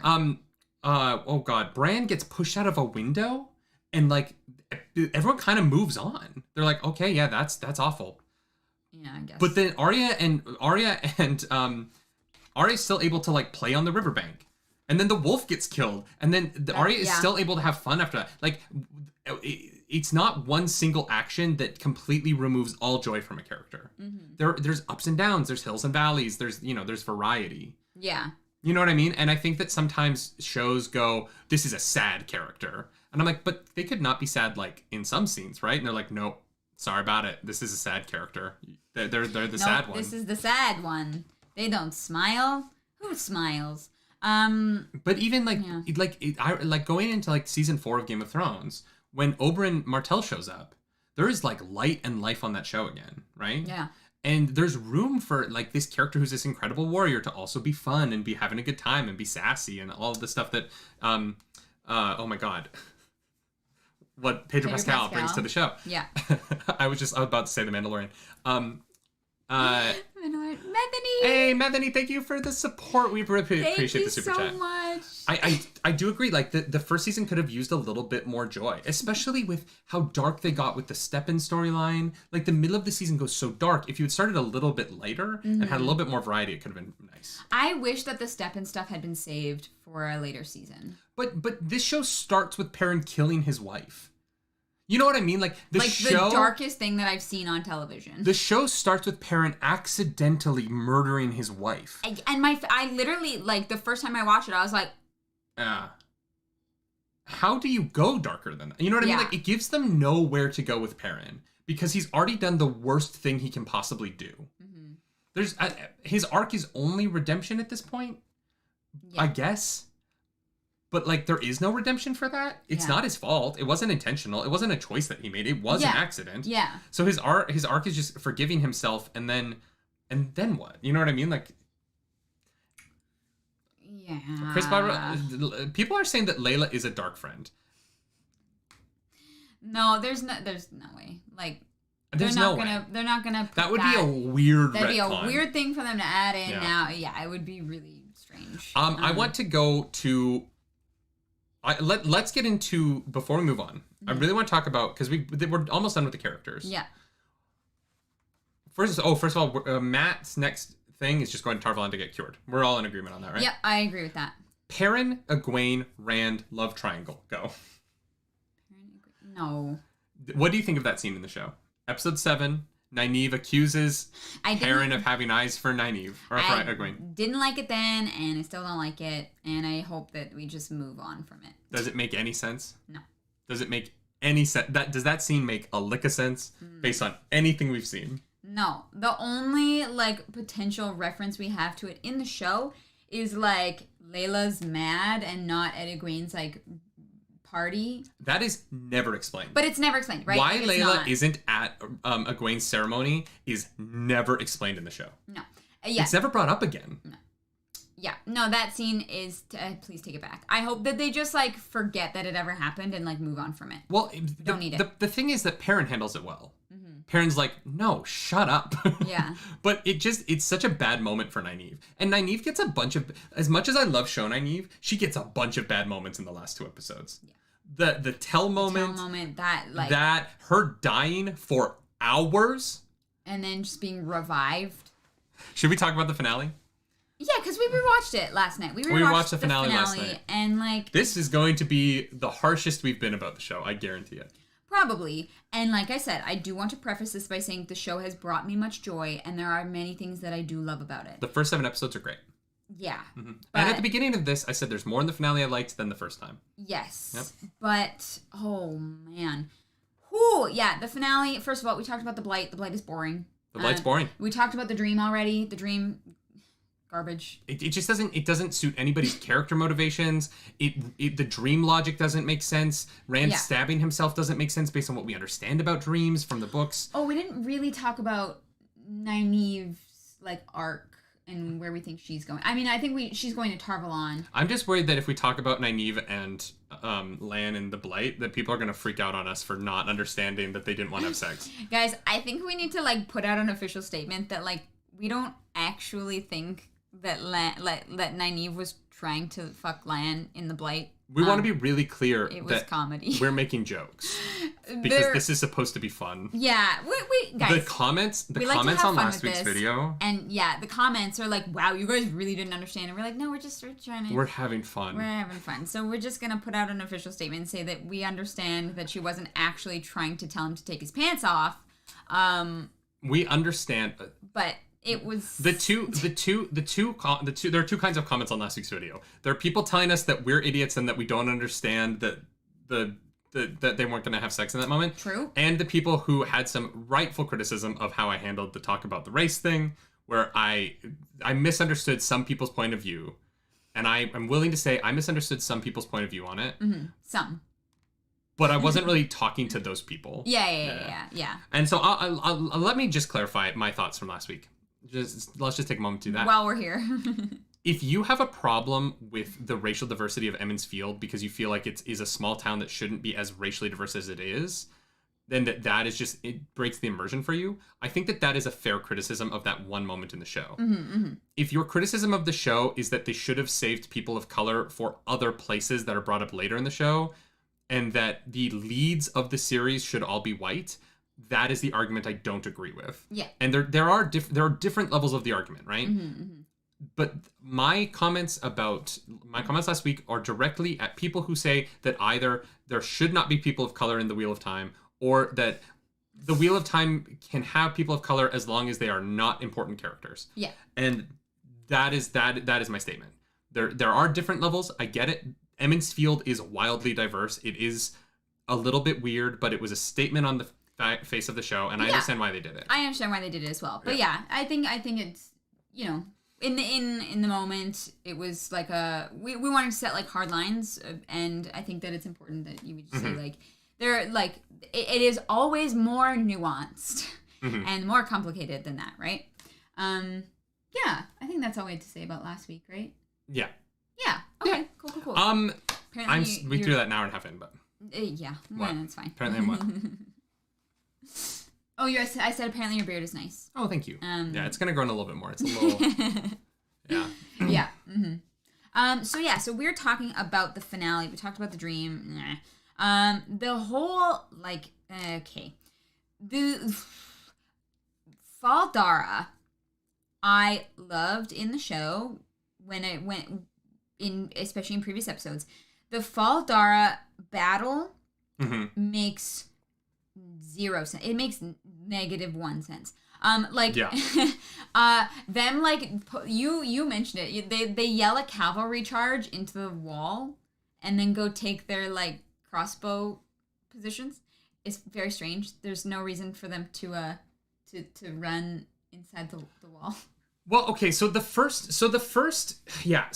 problem with the finale is that the timing of it doesn't make any sense. And now that we've read the books and we understand what is supposed to happen,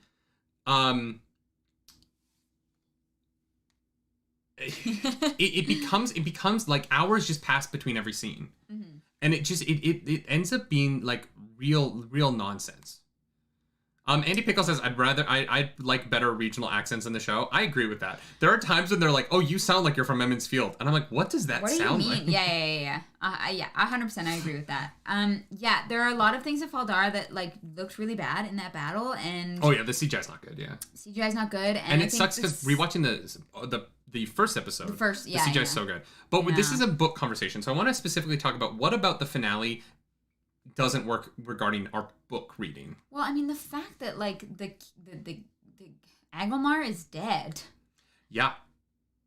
And like his sister's dead. And his who I'm sister's assuming dead? is a character we meet in later books. Yeah. Now here's the thing. Maybe Agilmar and his sister try to make sure that the horn gets to the city that it's supposed to go to, and then Paddon Fane kills them. Maybe that's the beginning of the next book, and they just put it here because it just, Yeah, maybe, like, they are destined to die pretty early in the next book, which is fair. Agilmar is definitely dead. He got a spear through the chest. Oh, Agilmar is... Oh, everyone in that wall's dead. Everyone on the wall is dead, which is why the Trollocs... Because some of the Trollocs would have stayed behind and just butchered people, right? Yeah, exactly. There's no way Agilmar survived. Love violence. Yeah. And his sister is definitely dead, unless Egwene cries on her. Yes, the moment. Okay, so it makes even less sense on a rewatch. Yeah, when she cries on Nynaeve, it's like I was like, how can Egwene bring somebody back from the dead? And people in the chat were like, well, she wasn't dead; she was just really badly hurt. No, she was. They were sitting there dead for hours. The sun is rising. It is full dark when she dies. Yeah, and it is like 11 a.m. Yeah. Or no, it's probably like 10 a.m. when Egwene cries on her. Okay, not 10 a.m., but it is definitely like the sun is. I don't get up before noon, so I don't know. I don't know what the mornings look like. I don't know how time works. It takes so long, and like there's no way. Like if she had healed immediately, it would have. I would have been totally on board. She gets burnt, and then immediately Egwene is able to harness the one power and pull it down and bring her back from the brink of death. Yeah. But the way that it is shot and edited together and the different lighting makes it seem like Nynaeve, like they were full dead for hours sitting out there. And there are people who say she isn't dead. I understand what you're saying. And I think that the show looks dead. I think the intention on the show's behalf is that she isn't dead.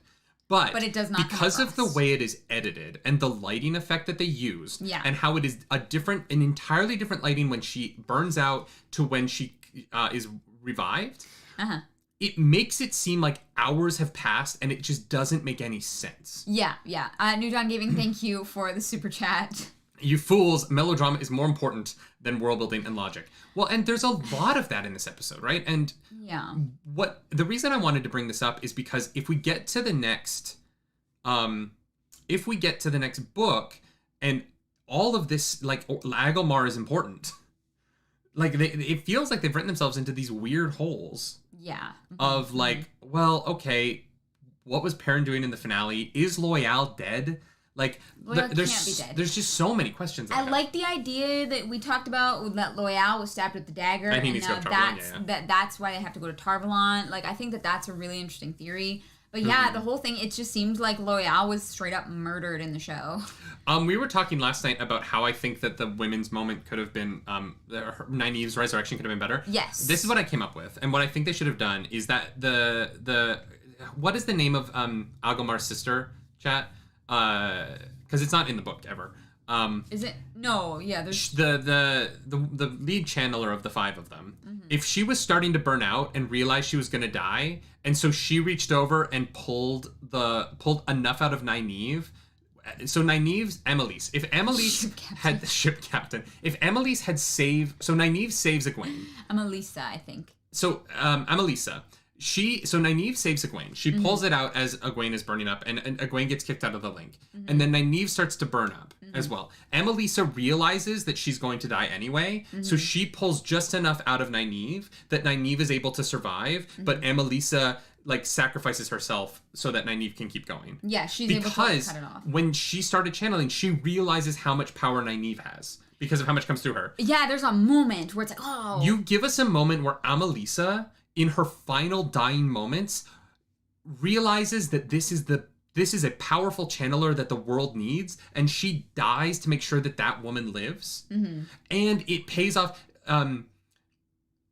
You would have the moment where Nynaeve says to Egwene, like, a woman is always alone but never alone. Yeah. And then Amelisa goes, no woman is ever alone. Pulls it out. Nynaeve survives, but Amelisa takes that to her grave. And knowing that she allowed this powerful female channeler to live on for the rest of the world, it could have been it just would have been a better moment than this healing tear Disney end of a Disney movie kind of situation. We would choose to believe the headcanon that Amelisa pulls out. Sparky Sue, thank you for that spoiler. Super chat. God damn it. You missed my joke. Rand is what? I missed your joke. You missed my joke. We got a super chat. I was distracted. Thank you, Space Sue. Thank you, Space Sue. Rand is a Messiah figure. He's Gandalf riding in the sun rising in the east. Removing his fist, massive savior moment undermines the character. 100%. Yeah. But also, I understand why they did it the way that they did it. Yeah. And that one's tough. I get it, but also... thank you, Dovia. Thank you. Rantel Moore, thank you for that super chat. Hindsight's 2020, but let's hope for a smooth production on season 2. I think much of what the show has done is what they think is necessity. And I'm hoping. Well, here's the thing: for season 2, we won't have the COVID. No, because it's being made in COVID right now. I mean, it's being made. That's true. They're wrapped. They're wrapped on season 2. They just finished filming. Oh, I didn't realize it was.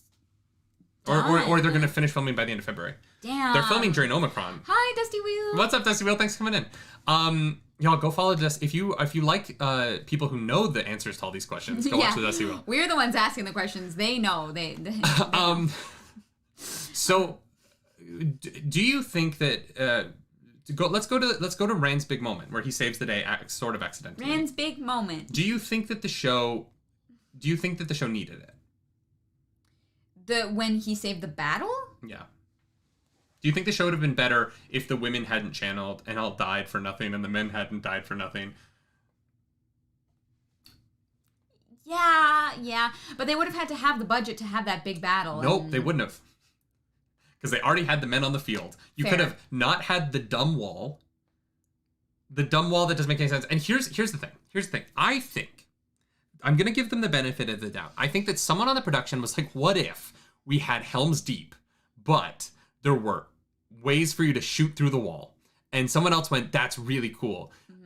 And then the other person went, should we talk to an expert on medieval combat about this? And the other person went, nah man, we got this. The wall is dumb. As someone who has studied weapons and combat and loves that stuff, that wall literally makes no sense. It is not a defensible position. It's not passable in any way. There's so no like, trenches. How did Rand and Moiraine get past it? Like, there's so much about that wall and you have horses. Like, you have cavalry, and you rode into the wall and then didn't leave when you were about to lose the wall on your horses to make a secondary charge in the big field. Like, the wall is so dumb, and I hate it. Yeah. There's just nothing about it that makes sense from a strategic point of view. And and they're like, well, we've held 1,000 Trollocs before. And I'm like, how? How does that wall stop? What happens is the most obvious thing. Also, there's not 5,000 Trollocs in that scene. There's like 300. Adam Passio, thank you so much for the super chat. I'm not sure what got deleted, but if it's not in the first book, please. We haven't quite got there yet. Let's build a ditch in front of the wall. Let's build a ditch. The wall is just, the way it's shot is dumb, and all they had to do, save all those women's lives, save all those men's lives for the future seasons. All they had to do was put those men on that field, on their horses, have that exact shot before the charge. Yeah. Have Agomar go to charge, and then just have the lightning effect that they already have on the show. Already, yeah. There's just Trollocs pouring through the gap, and there's the lightning effect goes off, all the Trollocs die, they see Rand for a moment, and then he flashes out of existence back to the Eye of the World. Yeah. It would have been cheaper than what they did. Yeah. It would have looked better because they wouldn't have needed all the special effects. Yeah. It would have saved them time and not had to explain any of the time jumpiness. They literally made their lives more complicated in COVID. Also, they could have shot Rand on a green screen by himself so they wouldn't have had to deal with COVID stuff. Literally, that's true. The version in the books is easier to do in COVID than the version they made up for the show that doesn't make any sense given strict strategy. Like, it is such a baffling decision to make when you are backs up against the wall to be like, what if we made this insane? Yeah. Yeah, I agree. Rand, thank you so much for the super chat. Thank you, Rand. Tell more. Yeah, I agree. I think that taking away that moment from Rand, it diminishes Rand's power as the dragon. Like, all that we see him do in the show is like he breaks the thing that can't be broken, and the Dark One smiles and disappears. Right, and like that's kind of. Well, yeah. Like, we get to see some cool shit in the book. And, like, yeah, okay, you can't do everything. But the thing with the cords and the sword and the light and him saving the battle, like, that is all, like, such grand scale epic badassery. Do you know how much... I missed it. Do you know how much they would have gotten out of him having a laser sword? People would have lost their Buy minds. that merch. Yeah. Give Rand a lightsaber. I understand COVID production was difficult, but the things they changed about the finale are so... baffling, and I think that they're going to have really big implications for the rest of the show. Because my prediction, big prediction time. Okay. Agomar seeing the light become flesh at the Battle of Tarwin's Gap is going to be the story of the dragon returning that passes around the world in the coming books. Oh yeah. And the story of all of the men at the wall are going to tell the story of the light becoming flesh and saving them from the Trollocs. Yeah. And it is going to be important for the future of these books that this this uprising of hope on the side of the light starts to happen because of the tale of Tarwin's Gap. And that can't happen now because now it is the tale of how the Trollocs killed every single man at Faldara. Yeah. Yeah, it completely changes the narrative around what happened, like, in the Borderlands, and that's tough. It does feel like a corner that they've written themselves into, and I'm not sure what they were thinking. It's one of those moments where I would actually love to have a discussion with somebody on the show and just, like, legitimately be like, why this? Yeah. Because I don't know what you're doing. New Dawn Gaming says, to me it feels like Egwene and Nynaeve have more big dragon energy while Rand and Perrin feel like chihuahuas. Show Perrin and book Perrin both have that a bit though. I don't agree about Rand. I think that the actor who plays Rand actually brings a lot of BDE to the finale. Oh, for sure. He doesn't get to do anything visually that's interesting, but the way that he stands up to Baal-Zaman or Ishamael or whoever is actually, like, rewatching it last night, the actor pulls off big hero moment. Oh, the actor pulls it off, but like the show doesn't. But the actor Nynaeve does. and Egwene have these big like healing moments where they are able to wield the one power to do something like really cool. And like Rand like has kind of that moment, but it doesn't feel as cool as Nynaeve's healing everybody when Logain kills them all, right? Like, and so what Nynaeve does in The Ways, where she goes nuclear. Chihuahuas, I'm like, maybe not quite, but I do think that there is a power gap that feels a little wonky in there. Also, I just want to point out, Perrin has nothing to do in this episode. Oh, no. Perrin is useless. Opens the... Perrin is literally useless. Arazu, thank you so much for that super chat. I want to see your version of the finale. Me too. that would be very nice. Typhonus, thank you. Also, 5 untrained channelers can kill thousands of Trollocs. 1,000 I said I should have rid the world of any Trolloc at this point. Yeah. That is valid. Although, you know what? No, we see Moiraine. We see Moiraine wipe out, like, hundreds of Trollocs in that pile. Yes. There just must be so many Trollocs. Yes, but the Aes Sedai cannot march from their tower and go slaughter Trollocs. They can only fight when provoked. But they can walk somewhere where something bad might happen. The important thing about the Three Oaths is that the Aes Sedai follow them, but they find ways around them. If Aes Sedai could not lie and there was no loopholes, then they would not be able to they would not have half-truths, right? The Aes Sedai should just walk into the middle of the White Cloaks camp and go, "Hi, we're Aes Sedai," and then kill all the White Cloaks when they attack them. Just because they can't use the one power to harm someone. Oh, the oaths do not apply. All right, cool. Okay, that's good to know. The oaths don't apply to the Dark One's minions. Yeah. Okay, that makes sense, I guess. Newdon Gaming sent another super chat. Thank you to clarify. You, okay, fair. Chihuahuas with big barks. We appreciate that. Here's the thing. A lot of big dogs are big softies. But you don't want to mess with the Chihuahua. That thing will bite your balls. It'll jump up your kilt and bite your balls. Oh, how often do you wear a kilt? I've only worn a kilt once in my life. We can fix that. The Shadowling, I'd say a huge invading army charging towards you is provocation. I would agree with that. Yeah, thank you, Shadowling, for the super so chat. Yeah, I guess so. It does make it seem... Or here's the thing. Mm-hmm. Maybe they're only able to accomplish this crazy feat because Nynaeve and Egwene are there. Yeah. So I think it's like... But it's tough for the show to communicate that, right? I think Egwene and Nynaeve are gonna have to be so powerful. Yeah, I don't know. I don't know. Finn Lap brings up another thing about the finale that we should talk about. Let's talk about Luce, Theron, Telamon, and the plot of the past. Because thank you, Finn Lap, for bringing that up. Because let's get into it. Uh-huh. In the prologue, we see the moment between Ishamael and Luce, Theron, Telamon. Right? Mm-hmm. In the show, it is the cold open of episode 8. Mm-hmm. Do you like the cold open of episode 8? Having rewatched it last night. The cold open of episode 8? The scene between Luce, Theron, Telamon, and the Tamlin scene, or Amelin scene. I think it was nice to get certain information in the moment, like before reading the books. Mm-hmm. A lot of that information was really cool, and seeing the buildings and the technology that they had was dope. The thing that like is weird to me is that they call him the Dragon Reborn as well. Yep. And so that kind of does not really make sense. I liked it when we first saw it, because I didn't understand the world at all, and I felt like it gave me some understanding of something. Yeah. And then I read the book, and then I went back and watched it again, and I went, wait a second. This doesn't understand the book.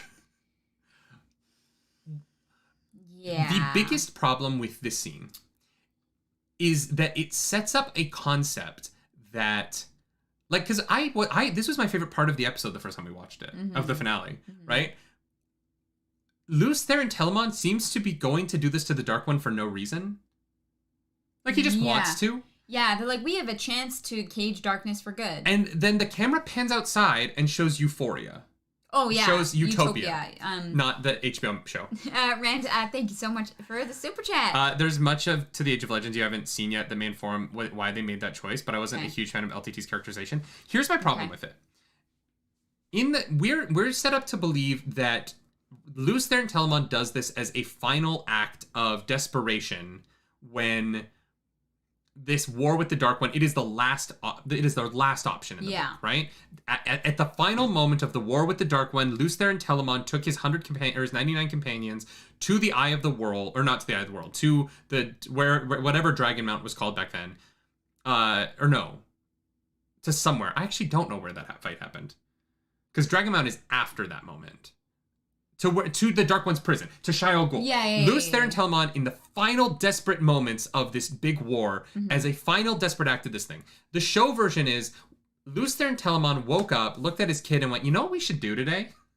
Let's go fight the Dark One. Why not? We're gonna take over the world. Ladies, come on. And if they had just set up that, like... that it was a moment of desperation, more so than like, you know what? I'm feeling spicy today. The Amyrlin Seat is like, no, we're just not coming. Good luck, though. And I'm like... well, she literally is like, we'll be here to pick up the pieces when you fuck up. But that shouldn't be the case. Like, they should be desperate for success. Yeah. And I just... It is a scene that is almost meaningless, the way that they do it. Yeah. Because it doesn't actually tell us anything about the world. It is a nice pan-up shot to the CGI towers. It is cool. But yeah, like, for sure. They're still hiding why. And there's no reason to hide why something happened 3,000 years before this. Yeah. There's no reason to hide the why. Yeah. And to have them talk cryptically. I do like that they speak a different language with subtitles. I really enjoyed that. That's fun, yeah. But I don't understand why they would choose to make it such a boring conversation. They're both so casual about it. Literally, they're sitting there and he's like, we should do this. And she's like, no. And I'm like, no. Yeah. Why are you being so casual about the end of the world? Yeah. Yeah. You should be screaming at each other. At the very least, I know there's a baby in the room, but you should be like, this should be the most important conversation of your entire life. Yeah.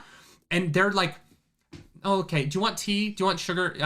We have cucumber water. Would you like cucumber water when you come in? No, I think that scene definitely needed some motivation, some desperation, to be honest, right? Because like it is totally believable to me that like things are failing, it's not going well, and these men are like, this is our final chance. Rory Mitchell brings up that her line is that it's the arrogance of men. Yeah. It just, that line makes it seem, I get what they're doing. I understand that they want, like, I get it. But. Well, that comes back to Robert Jordan's, like, what you believe isn't necessarily exactly what happened, right? But this isn't somebody's memory of the moment. This scene is not like how Moiraine is telling the moment to Rand. No, this is exactly what happened.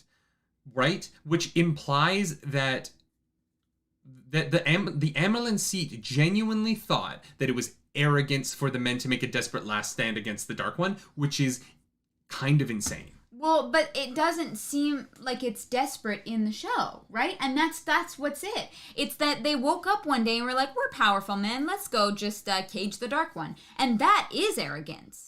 Absolutely. The way that they, at least with the show, they have been consistent with that idea, but it misses the point in the books. And so that's tough. Well, and it makes Lews Therin Telamon an idiot. Yeah. Right? It makes him an idiot. Yeah. Because he did this for no reason. Because if they were in Utopia, like if they had panned up and it was this beautiful city and there's a gate and on the other side of the gate there's like siege equipment. Yeah. And you're like, oh, you're under siege, fires of course. Burning, like something like that, you know? New Dawn Gaming says, thank you for that super chat. In the books, we get different reasons for why the men and women have different views on what to do with the Dark One. That was both right and wrong. See, I wish that the Amyrlin Seat had given her position more. Yes, I don't think we got enough. I don't understand what I don't understand what his plan is. I don't understand it really just is. Now that I've read the book, that seemed to me as the most disappointing part of the whole show. Because now they have to either fix it by retconning it by spending more time in the past, which I don't want to do. I don't want to have to make more flashbacks to make more understanding of what happened. Mm-hmm. They should have just explained it once and moved on. Yeah. And had that actor, Lews Therin Telamon, appear to Rand as his, like, you know, past self when he starts to go mad, right? Mm-hmm. There's so much about the finale. We need to stop talking about the finale. There's other things to talk about. Roku, thank you so much for the super chat. Pike said the book's breaking is about men abusing power too. Big yikes. The men abusing power? No, the breaking is them trying to cage the I Dark don't One. understand that. Yeah. How is it men abusing power? Yeah, it doesn't seem like it was an abuse. It was they thought that they could do a thing. Rory Mitch says the cold open destroys the theme of unity in the story. LTT's decision should have been a morally gray choice. You'll understand more as you read further. I'm sure that we'll understand more in the books. I just going into season 2, that is going to be the thing that is going to be the thread that is still difficult. That is going to nag at me through season 2. Yeah, 100%. How they handle that. Very well, thank you for the super chat. Robert Jordan is sorry for ruining the show for you. It's not ruined. Here's the thing. And that's why I did want to preface this before we got into it, because we are focusing on negatives and shortcomings because we're comparing to the book. We enjoyed this show a lot when we watched it. Just less so compared to the book. Yes. Yeah. It is not a good adaptation of these books, and I will stand by that. But I did love the show. I still do love a lot about the show, and I will probably rewatch the show again. Like, and you know, that's like... It's tough. It's not a good adaptation, but there's a lot of love there that I think is important to acknowledge. Sen, thank you for the super chat. Sen says they can't explain yet because characters yet to be introduced had a role in releasing the Dark One. Okay, cool. I guess we're gonna get more, but it's just that scene feels really premature then, and probably should have waited until we had more. Bisty says, good luck enjoying season 2 after reading Great Hunt. That's gonna be interesting. I'm very excited for our spoiler chats for season 2. Yeah. I'm excited to see a trailer for season 2. Yeah. Because we might get one. We might get one in like 3 months. I think we'll get trailer 2 stuff over the summer. Yeah. I almost wish. I wish we could watch and then read it, but you know. I can't wait. We have to talk about The Great Hunt next week. Oh no, I know. Y'all, we have to read. That book has been teasing me. I just want to read it.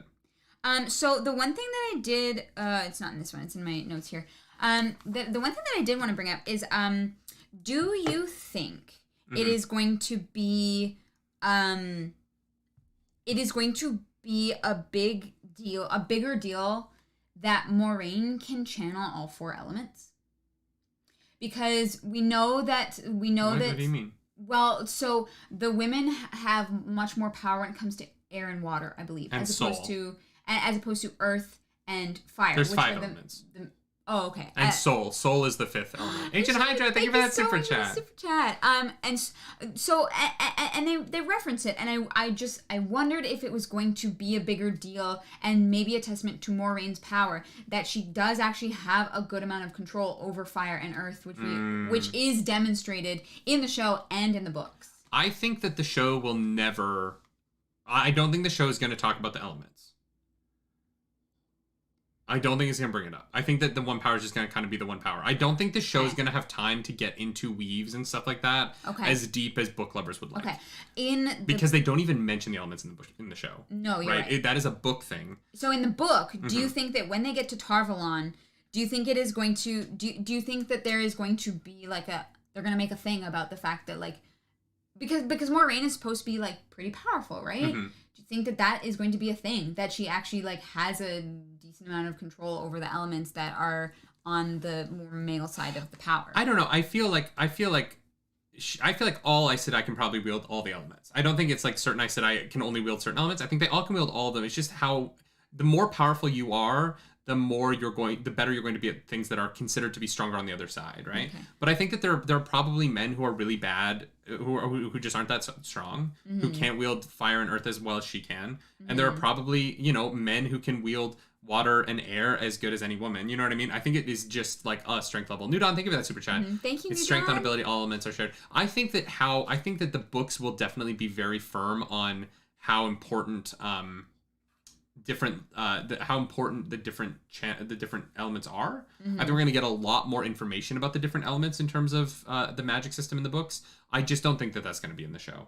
I don't think they're going to have time to break it up. No, not in the show. No, and I didn't really think it would be a part of the show. Yeah. But no, I think like Moraine's power level is interesting, right? Yeah. And I think that how Moiraine and Nynaeve interact when it's revealed that Nynaeve is actually more powerful in one power than Moiraine. Because I'm assuming that's not made up for the show. I'm assuming that Nynaeve is genuinely just this crazy powerful channeler in the books. Because making the female Aes Sedai, who is the most powerful with the one power, the one who hates the Aes Sedai, is an interesting story, right? That there's good storytelling in that. Yeah. Oh, 1,000%. Mm-hmm. And so I think that that's really interesting, and I would be down for that. I'm into that. I want more of the magic system, and I know that we get a lot more of it. Everyone says the first book, the magic system, isn't fully put together yet. Yes.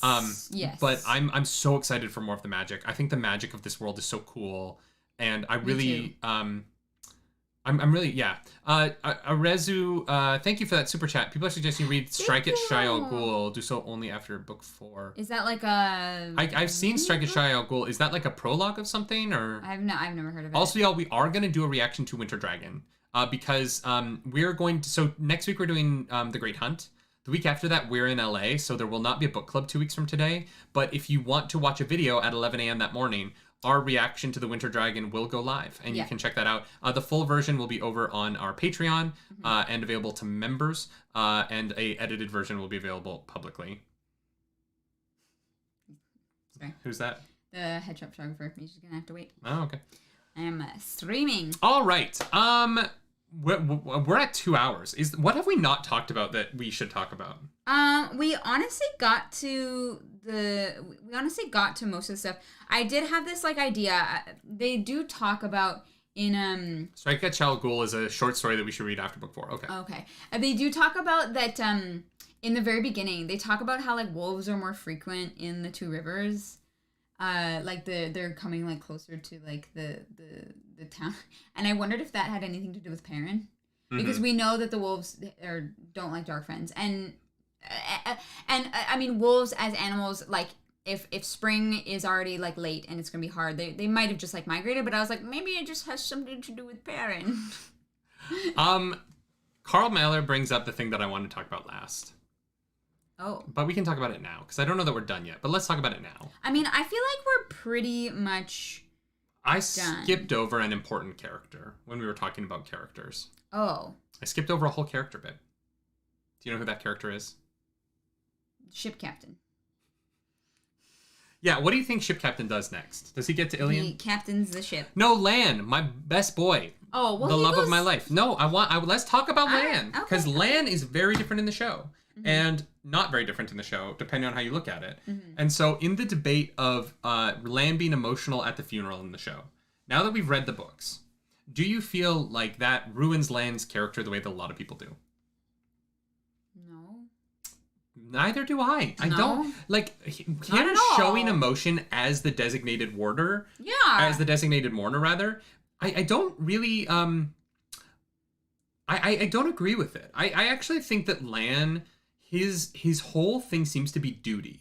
And so when someone gives him a duty, I think that he fulfills it. Yeah. And I think that Lan is very good at everything in a way. You know, he's the poet. But I also think that his emotion in that scene is very tied to the poetry that he says in the book. I think there's a floweriness to his speech that betrays that there is an emotional underpinning. Oh, yeah. He's got layers. And so what's interesting about it is I so loved Show Lan. And Daniel Henney to me is my favorite part of the show. I will follow that man anywhere. Yeah. But after reading Book Clan, I think Daniel Henney kind of crushed it. Yeah. Oh, 1,000%. Yes, he is perfect. And even like as far as like character goes, I think Lan is the one that is best translated. Yeah, I would agree with that. From book to screen. I agree. For sure. Lan is just and it's funny, right? Because I don't know that I would love him in the book as much. I don't think I would have gravitated to him as quickly. Yes. But I do. Daniel Henney's performance. I think the character's awesome, but Daniel Henney is just he's electric. Yeah. He's my favorite part of the show. Yeah. He is, and that's not me dissing anyone else. It's perfect. Just he's so good. Yeah. And I love Lan. And one of the things I think is going to be so interesting about season 2 versus book 2 is that Lan is not connected to Moiraine in season 2. Oh, they don't have the connect. Yeah. Yeah, the bond has been broken. Right. So you know, we get this very different relationship between those two characters moving forward because that's gone. That part of him isn't there. Yeah. Yeah, that's going to be tough. I don't... Do you think that after we read book 2, do you think that Lan's story in season 2 is going to be drastically different than in book 2 because of that? I don't know, because Moiraine can't. Oh no, she is not allowed to go to Tar-Valon, but because she can't touch the one power now, she might be allowed to go to Tar-Valon. We don't know that. We don't know We that. speculated that that's possible. That's super confusing. I don't know. That her losing her connection to one power means that her oath won't kill her. Lan is never gonna leave Moiraine's side ever again. I think Lan and Nynaeve end up together. Lan and Nynaeve? I think that they end up together. Yeah, I think so. I don't know why. I think that partially I think it's because if Rand and Egwene don't, it's weird to do the same bait and switch twice with the same characters in the same. You know what I mean? Yes, 100%. So I think that I think that Rand and Egwene feel like they're going to happen, but then don't, and Nynaeve and Lan say they're not going to happen and then do. Yeah. You know what I mean? And I think that's the X. Rantalmore, thank you for that spoiler chat. All we know for sure is the bond is still masked. Yeah, yes. And that Moiraine can't unmask it. Yes. Nudon, thank you as well for the super duper chat. It can be well argued that Lan is very toxically masculine in the books at the start, but the showrunner skipped his whole emotional progression. I don't agree with that. I don't agree with that. I think that his steadfastness is very much strong in the show. Yeah. And his capability, the one man who you cannot question the capability of the show version is Lan, right? Yeah. I don't really think there's any kind of, I don't think he exhibits any, toxic masculine, traits in the beginning of the book or the show. Yeah, I wouldn't say he's toxically masculine. No, because honestly, a lot of his he doesn't talk a lot, so a lot of his dialogue is. Yeah, he's not. A lot of his dialogue is directly from the book. Yeah. He doesn't have as many lines as everybody else. But he has layers. He's not a wall that you cannot penetrate. Right? He's a human behind there, and but like you said, he is dutiful. He is dutiful. I think that in the first book we don't see him with his people though. One of the benefits of the show is we do see him with the other warders, and that we see him in people that he has relationship with, which is very interesting, and we don't get that in the book. And I think that part of my love for him is seeing the way that he interacts with the warders, and their form, the warders' form of masculinity is. I love that scene still. The campfire scene. The campfire scene is really, really good. I do love that a lot. Yeah. I don't agree. I think he's stoic, but. So Blaze says, I disagree. You can argue that Lan isn't as capable. He doesn't realize danger as easily. He doesn't detect Nynaeve until she has a sword at his throat, and he's not as good at tracking. I disagree with that only because I think that the show version, Nynaeve is able to sneak up on Lan in the book version.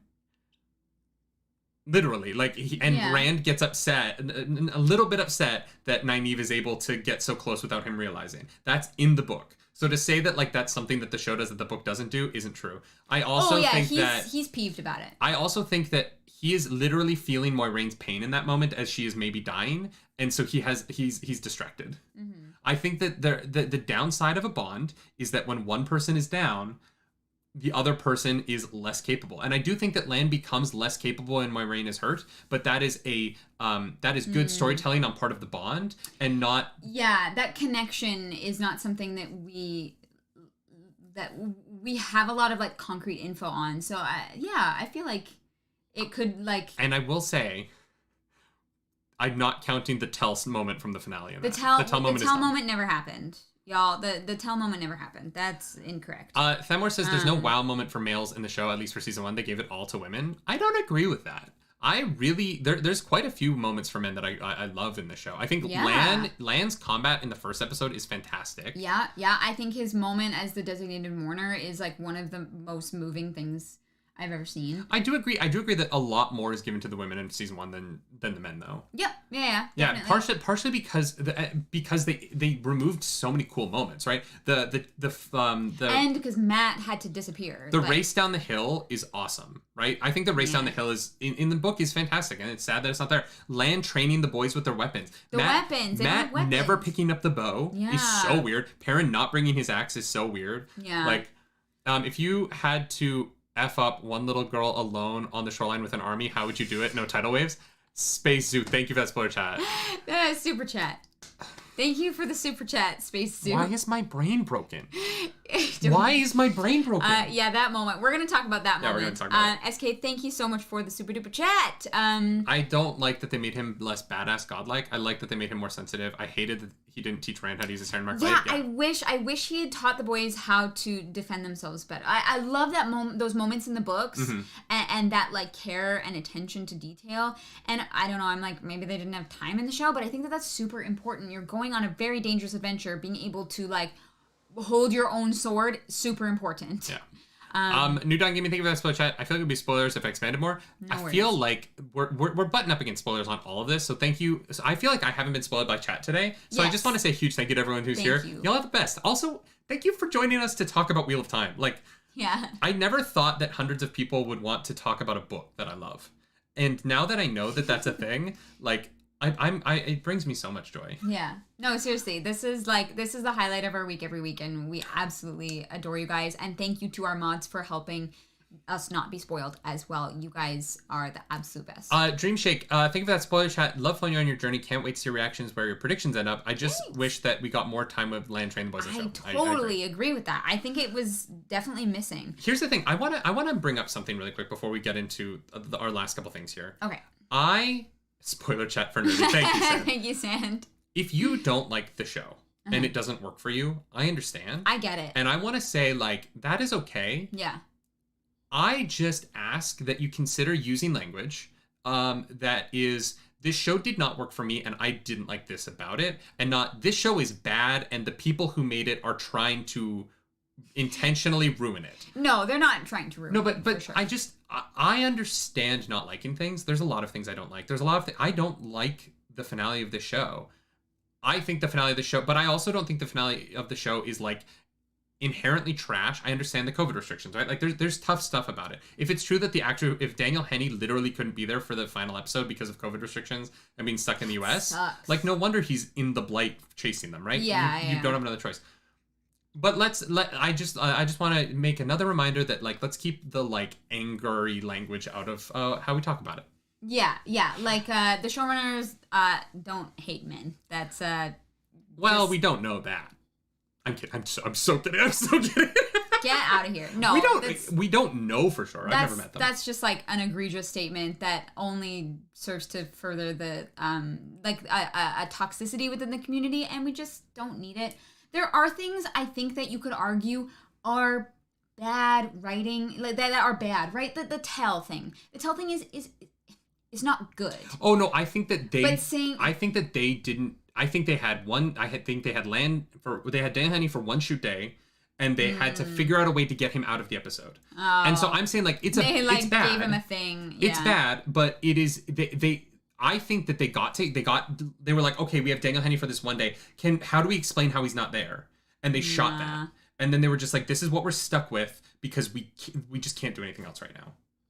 Yeah, and it definitely was not like a good or like well thought choice, but I guess it was what they could do in the moment. I mean, and that's tough, right? Because we don't 100% know what was brought about because of the restrictions and we don't. Yeah. My thing is, we don't know how much we don't know how much was Rafe, the showrunner. We don't know how much was Amazon demanding. Like, there's an element of it that I'm like, what were Amazon's demands? People talk about these shows, and occasionally you do get shows like it. Like Peacemaker is James Gunn's show. Yeah. What James Gunn wants in that show, he puts in that show because people trust him.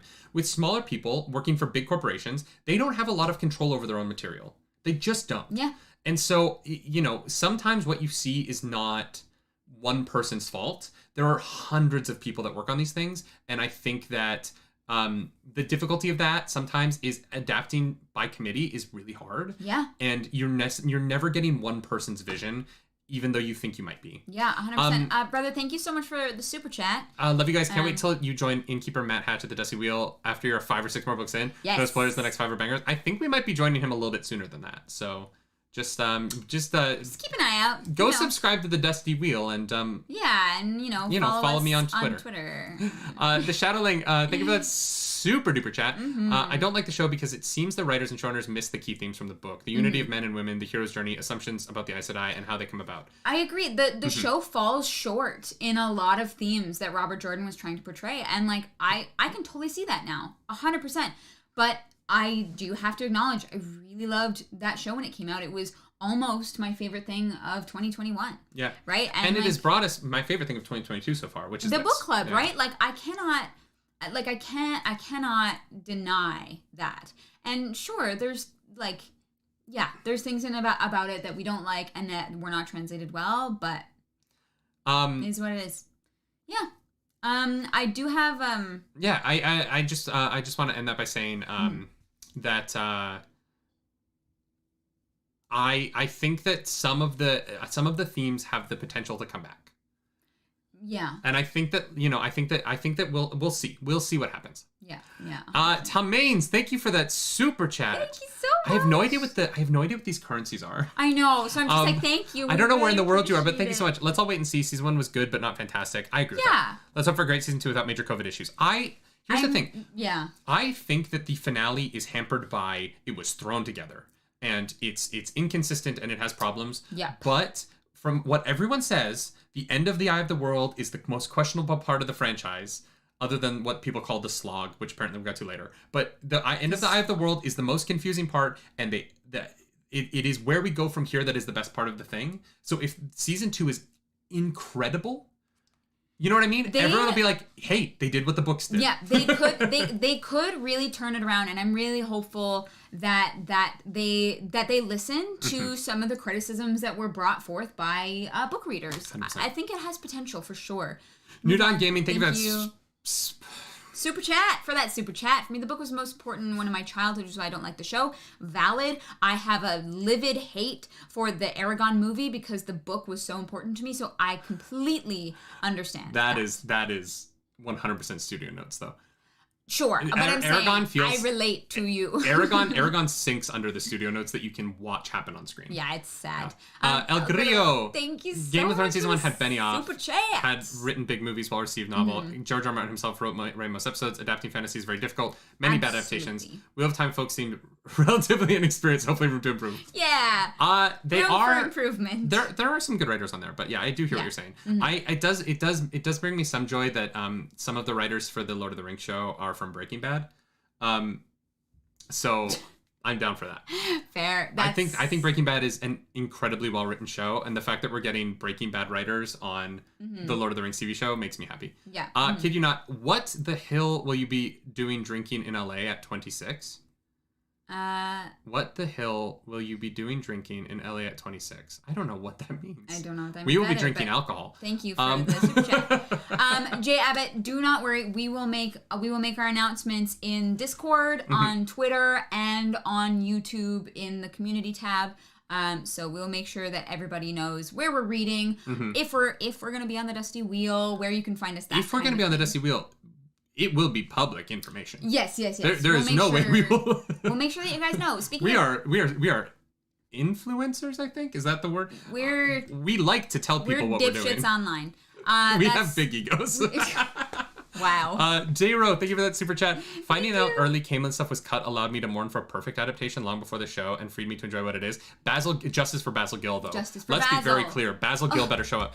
Obi-Juan Kenobi, thank you for that super chat. My favorite thing about the show is that it led me to your channel and started book club reread. This is fun. You're both great.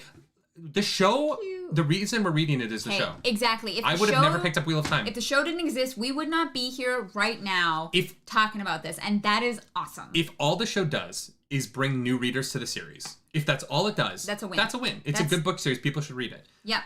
Methany, thank you so much for that super chat. Thank you so much for the super chat.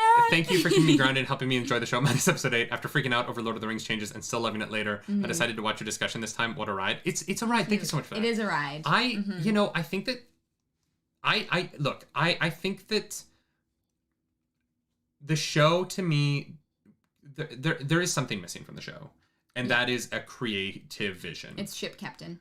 It needs a ship captain. It needs a ship captain. Yeah, and metaphorically, and not a showrunner. I'm talking about a visual person. I think that because the combat's not very good, right? The visualization of the combat is other than the Aiel at the beginning of episode 7 and the pilot. Yeah. Okay. They need someone to come on and give it a little bit of a visual. Yeah. They need.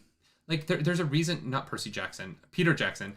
Percy Jackson. There's a reason Percy Jackson made the Lord of the Rings movies. No. They need a Peter Jackson. They need someone to come in and give them, like, the visual. Yes. It needs that person. Especially as the weaves are going to get more complicated. Yeah. Like, because the weaves are all kind of the same thing right now. Yes. Yeah, 100%. So I'm my biggest hope for season 2 is that we get someone on board who maybe has a bit more like of a visual eye that can bring something a little bit more artistic to the with the show that's going to have so much combat in it. Bring someone in who has a creative idea for how to do that on screen. Yes. I don't want any more of what happens in episode 4. That the combat at the end of episode 4 is so nonsensical to me.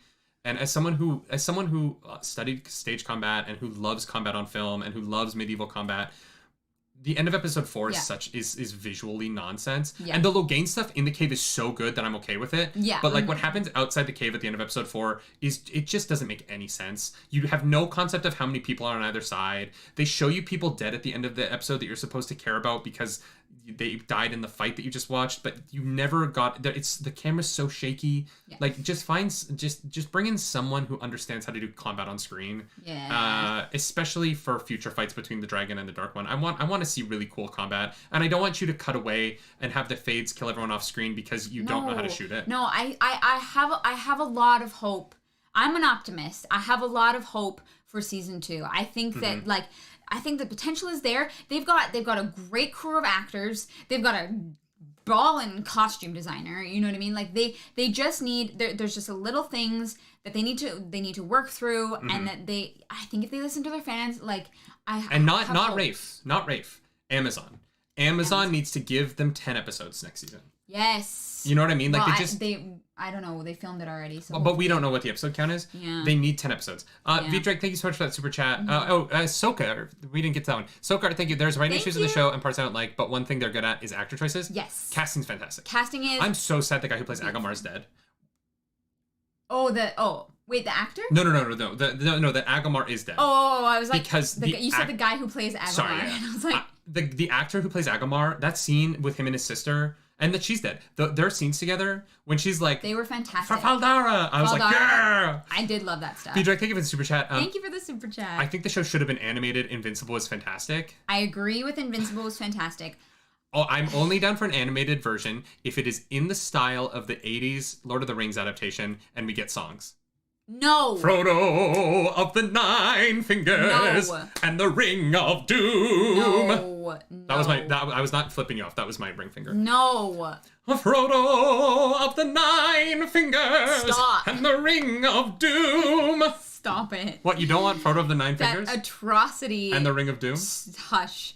Philip, thank you for the super chat. Philip, thank you. I agree. I think that COVID was a big part of it, and I'm just hopeful that moving forward for the rest of the show, that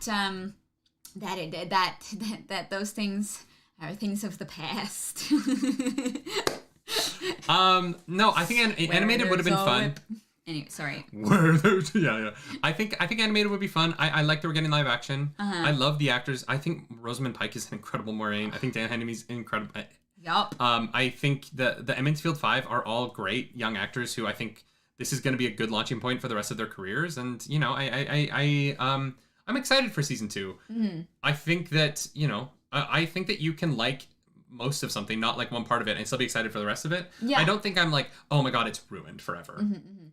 There's 2 things that I want to get to, and then we gotta wrap up because y'all, if you want to keep hanging out with us today, Claris is going to be streaming at 2:00 over on her Twitch channel. Pokemon Legends Arceus launches today, and so Claris, we need to end soon so you can eat something before your stream. Yes, okay. But there are some things that I want to touch on. One is a small thing, and one is a bigger thing.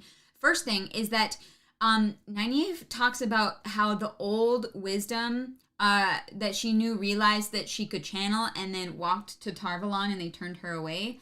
Not in the books. No, because we know that in the book that would have condemned her to death, basically. What do you mean? Well, if you channel and you can't control it, if you realize that you have the one power and you do not learn how to harness it, it destroys you and you die a horribly violent death. And so that is... Oh, that's so true! Right? That's such a weird addition for them to put in the show. They took away that women face any consequences for channeling. Exactly. Oh, you know what? I do hate that. They took away any consequences for women channeling. Yeah, and I wrote that down because I was like, wait a second. The Aes Sedai, if it's the same, and it's not the same from the book to the show, and we know that, and that's fine. But that moment was so weird to me for them to add in, because I was like, that means that woman died. that they turned her away, and unless she figured out a way to control it herself, she's straight up burned out of fever. Well, but also, like, Nynaeve never has there's never any consequences for her channeling in the show. We don't get them going through the, like, sickness of channeling. We don't get them going through Nynaeve figured it out. Nynaeve figured it out in the book. Oh, she let them do it. That's right? True, yeah. She and Moraine says that. But like, but here's the thing. In the show, she obliquely says that's the first time that she's channeled. But she listens to the wind. No, but she said, I haven't been able to listen to the wind since the first time I channeled. No, because she heals Egwene when she's a kid. Accidentally, though. But still, it doesn't matter. It doesn't matter if it's an accident. Shadowling, thank you so much. The tune of Brave Sir Robin ran the dragon charged away towards the Dark One. I don't know the tune of Brave Sir Robin. I feel like I have heard it, but I don't. Perry Wolf says, thank you for that super chat. I think blaming COVID isn't the whole of it. Other shows had the same problem and pulled it off better, so I think we have poor management here too. It's definitely a bunch of different things. But hopefully just getting out of the COVID slump will make things better. Yeah, I definitely think that removing the consequences of channeling and the feeling of channeling from the... Oh, you know why they remove it? Why? They pulled it out for... It all comes back to the same dumb thing. They pulled it out so that they can have the dragon mystery. Yeah. So that Rand can channel and never face consequences for it with his health or anything. So that we never guess that he's the dragon. Right. Yeah, we don't have those moments. 1 in 4 Wilders survive. Nynaeve beat the odds. Yeah. Okay. Thank you for that super chat. No, right. Thank you. Yeah. Thank you. They did it for the mystery of the Dragon Reborn. And you know what? Yeah. You want to know why I have hope for season 2? Why? Because we know who the dragon is, and we don't. There's no weird. Please, do not add another mystery box in this show. We don't tell the story. Tell the story. We're happy with the story. You got this. You know what I mean? 1, 2, 5, 3. It reminds me of Lemmy Winks. The one thing that we have not touched on yet at all, and let's try to do it quickly. I'm so sorry. Tom Marilyn book versus show. I love them both. I really wish we had gotten more of him in the show, for sure, because I think the actor was fantastic. The one thing that I actually don't really love, though, in the show is that he's introduced by singing this, like, gritty, sad, mournful, like, it almost feels like a, cry fest country song. And it's so... I like the song a lot. I think it's really good. I like the song. I really do. I like the song. I think that if you were playing in, like, a mining town like that... No, but I think if you're playing in a mining town like that, that's what plays. If you went to a bar in Calgary... No, they all sat there and they're all like... And then the barkeep is like, well, now that we're all done crying or whatever, like... It's just a weird introduction to I agree with that. Tom. Like, especially when, as we know, with, like, a gleeman is an entertainer. He's not a Sag boy. Okay, but I'm a gleeman, and I sing some sad songs. Yeah, but, like, if you were to Taylor Swift's entire career is making young girls cry about her breakups. Yes, but if you are at a bar and you're there to entertain people... I'm going to get so much shit for that. You are going to get shit for that. But if you're at a bar trying to entertain people, a, like, sad song is... Probably not. No, but you have to have variety in your act. It was the first and only thing he does. Well, that we see, but he probably played some fun songs earlier. He was a gloom man. He was a glooman. Yeah. Here's the thing. Enough on that. I do love Tom in the books. I think he's a vital part. I really wish we could have watched Barney Harris learn to juggle. That would have been fun. That would have been hilarious. SK, thank you so much for the super chat. Cassie was amazing, but there were unforced errors to make me fearful about season 2. Mainly Perrin's, Rand's, and Egwene's character development. Yeah, and those characters didn't have their character development at the cost of Lan and Moiraine getting more character development. So it's really going to depend on who the main characters of the story are moving forward. Yeah. All right. Sure. Tom is fantastic. Book Tom will return. Yes. Thank God. Yeah, he has to. Show Tom better, although who knows who's going to play him. True. Moiraine is like, he's not dead, and so I'm here for that. Perry Wolf says, Tom narrating the Great Hunt would have been better, giving us some info about the mystery horn found in episode 8. Can you imagine how nice it would have been to have known about the Horn of Valyr before it just is in a box under a chair? Yeah, and the guys were like, it's the Horn of Valyr. Like, why do you not know what this is? They literally, the Ingtar, because I think that's Ingtar from the books. It's sad that Ingtar is dead, because I love Ingtar. Right. Ingtar's just dead, I guess, whatever. Yeah. I love that he's so, like, are you an idiot? It's the Horn of Valyr. And I remember watching the first time and being like, it's a horn? It's a horn, cool. Like, Like a trumpet?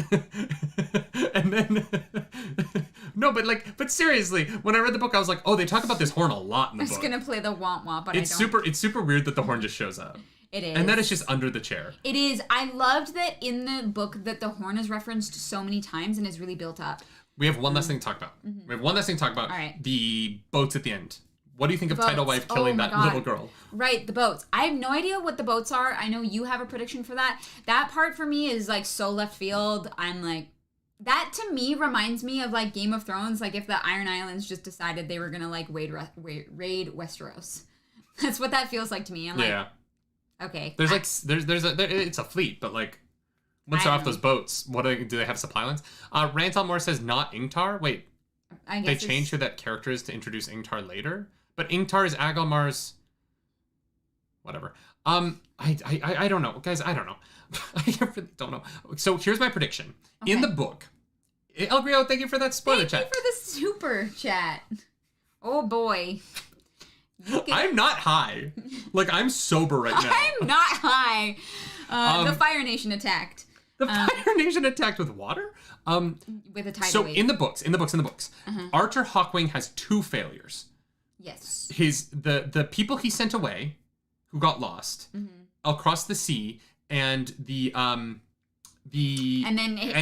family at home. Yeah, and his family at home, ruining his legacy. I think that the people on the ships are Archer Hawkwing's legacy returning back. His other failure returning back as enemies of his former kingdom, and they are coming in as like the villain. They're coming in as villains when he sent them away to be heroes, and that's why it's one of his 2 failures from Min's prophecy from the book. Right? Is Min's prophecy? I can't remember who tells Rand that. But I think that's what it is. I think that they are like the long lost descendants of that other side of Archer Hawkwing's failure. Mm-hmm. Yeah, I had no prediction. I had literally no idea, but that's makes sense to me. But everyone's like RAFO. Read and find out. Okay. No spoilers. Yeah. Yeah. So we're gonna find out because I don't know. Like unless it's just like some far off distant land that we've never heard of. I don't know what else it could be referencing. So yeah. I hope they're good guys. Maybe Elias is on those boats. They don't look like good guys. Yeah, and they kill that little girl with the tidal wave. They murder a little girl, like really, like they went extra on Rewatching that scene, it was fun the first time because I was like, ooh, what's happening? And then rewatching, I was like, why? There's no one there. And like spiky boats mean they're bad guys. Snape kills Dumbledore. Fisty, thank you for the spoiler chat. Fisty, that one is a spoiler chat. Oh, you can see my knee every time I bring it up. They can see that I'm just wearing bright blue sweatpants.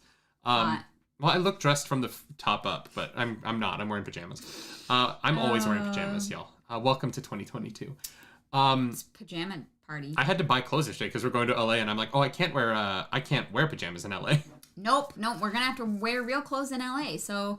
Yeah, they send that tidal wave to kill that little girl, and it's very odd. I understand that it's a tease for the future seasons, but it's a tease of like, okay, why did you do that? Yeah. What was the purpose of the tidal wave?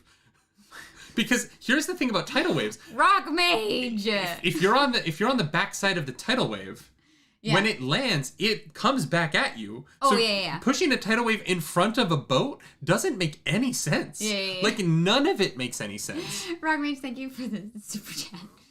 Don't watch Marley and Me. Marley dies. Rock mage, just don't. They didn't see the girl. They did it for no reason. It just it seems really weird. Like you would think if anything they would channel a wave behind them to help push them onto the shore, but I really don't understand. Yeah, and but then when the camera turns around to show it hitting the land, there's just nothing there. No. Just an empty beach. If you had shown a town or something like smoke on above the cliff.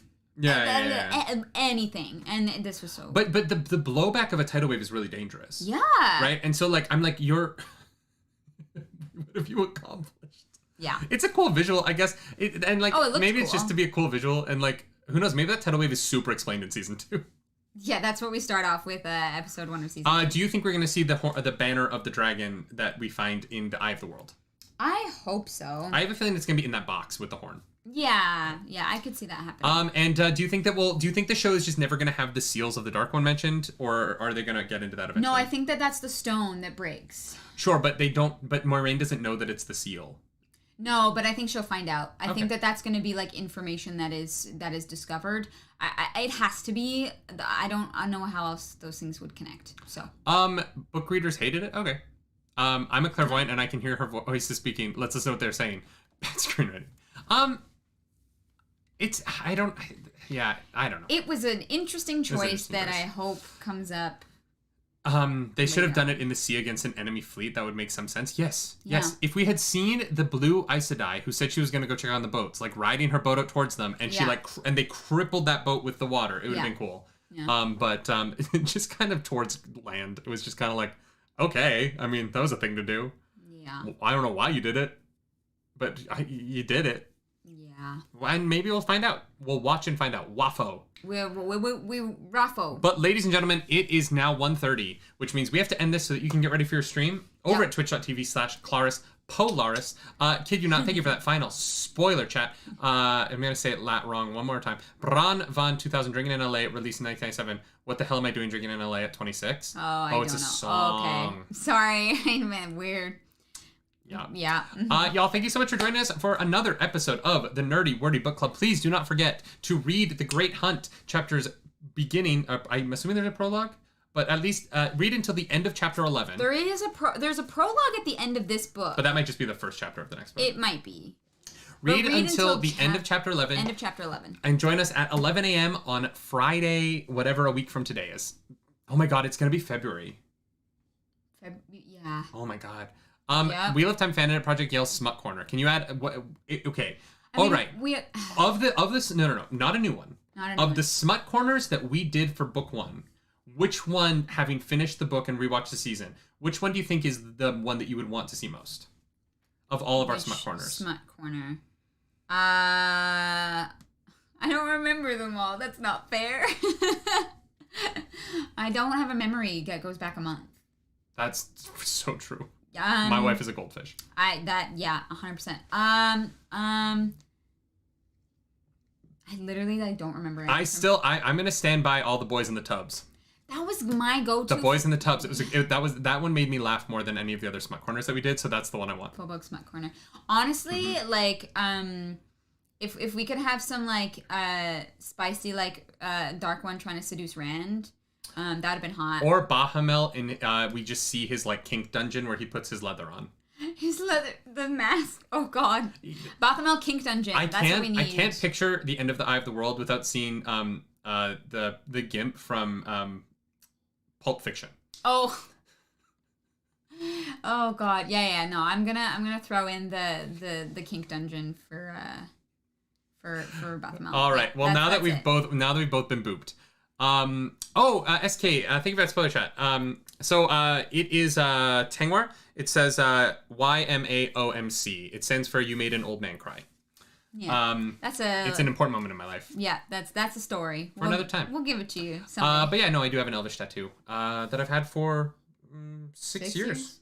Yeah. I love it. I forget about it. It's not a part of my arm I can't really see very much. You forget that you have a tattoo. I sometimes when I get out of the shower, I freak myself out. So I'll look in the mirror and I'll see my tattoo and I'll be like, oh my God. And I'm like, oh yeah, you've had that for half a decade. Mm-hmm. Yeah. Do we have a high-low for the entire book?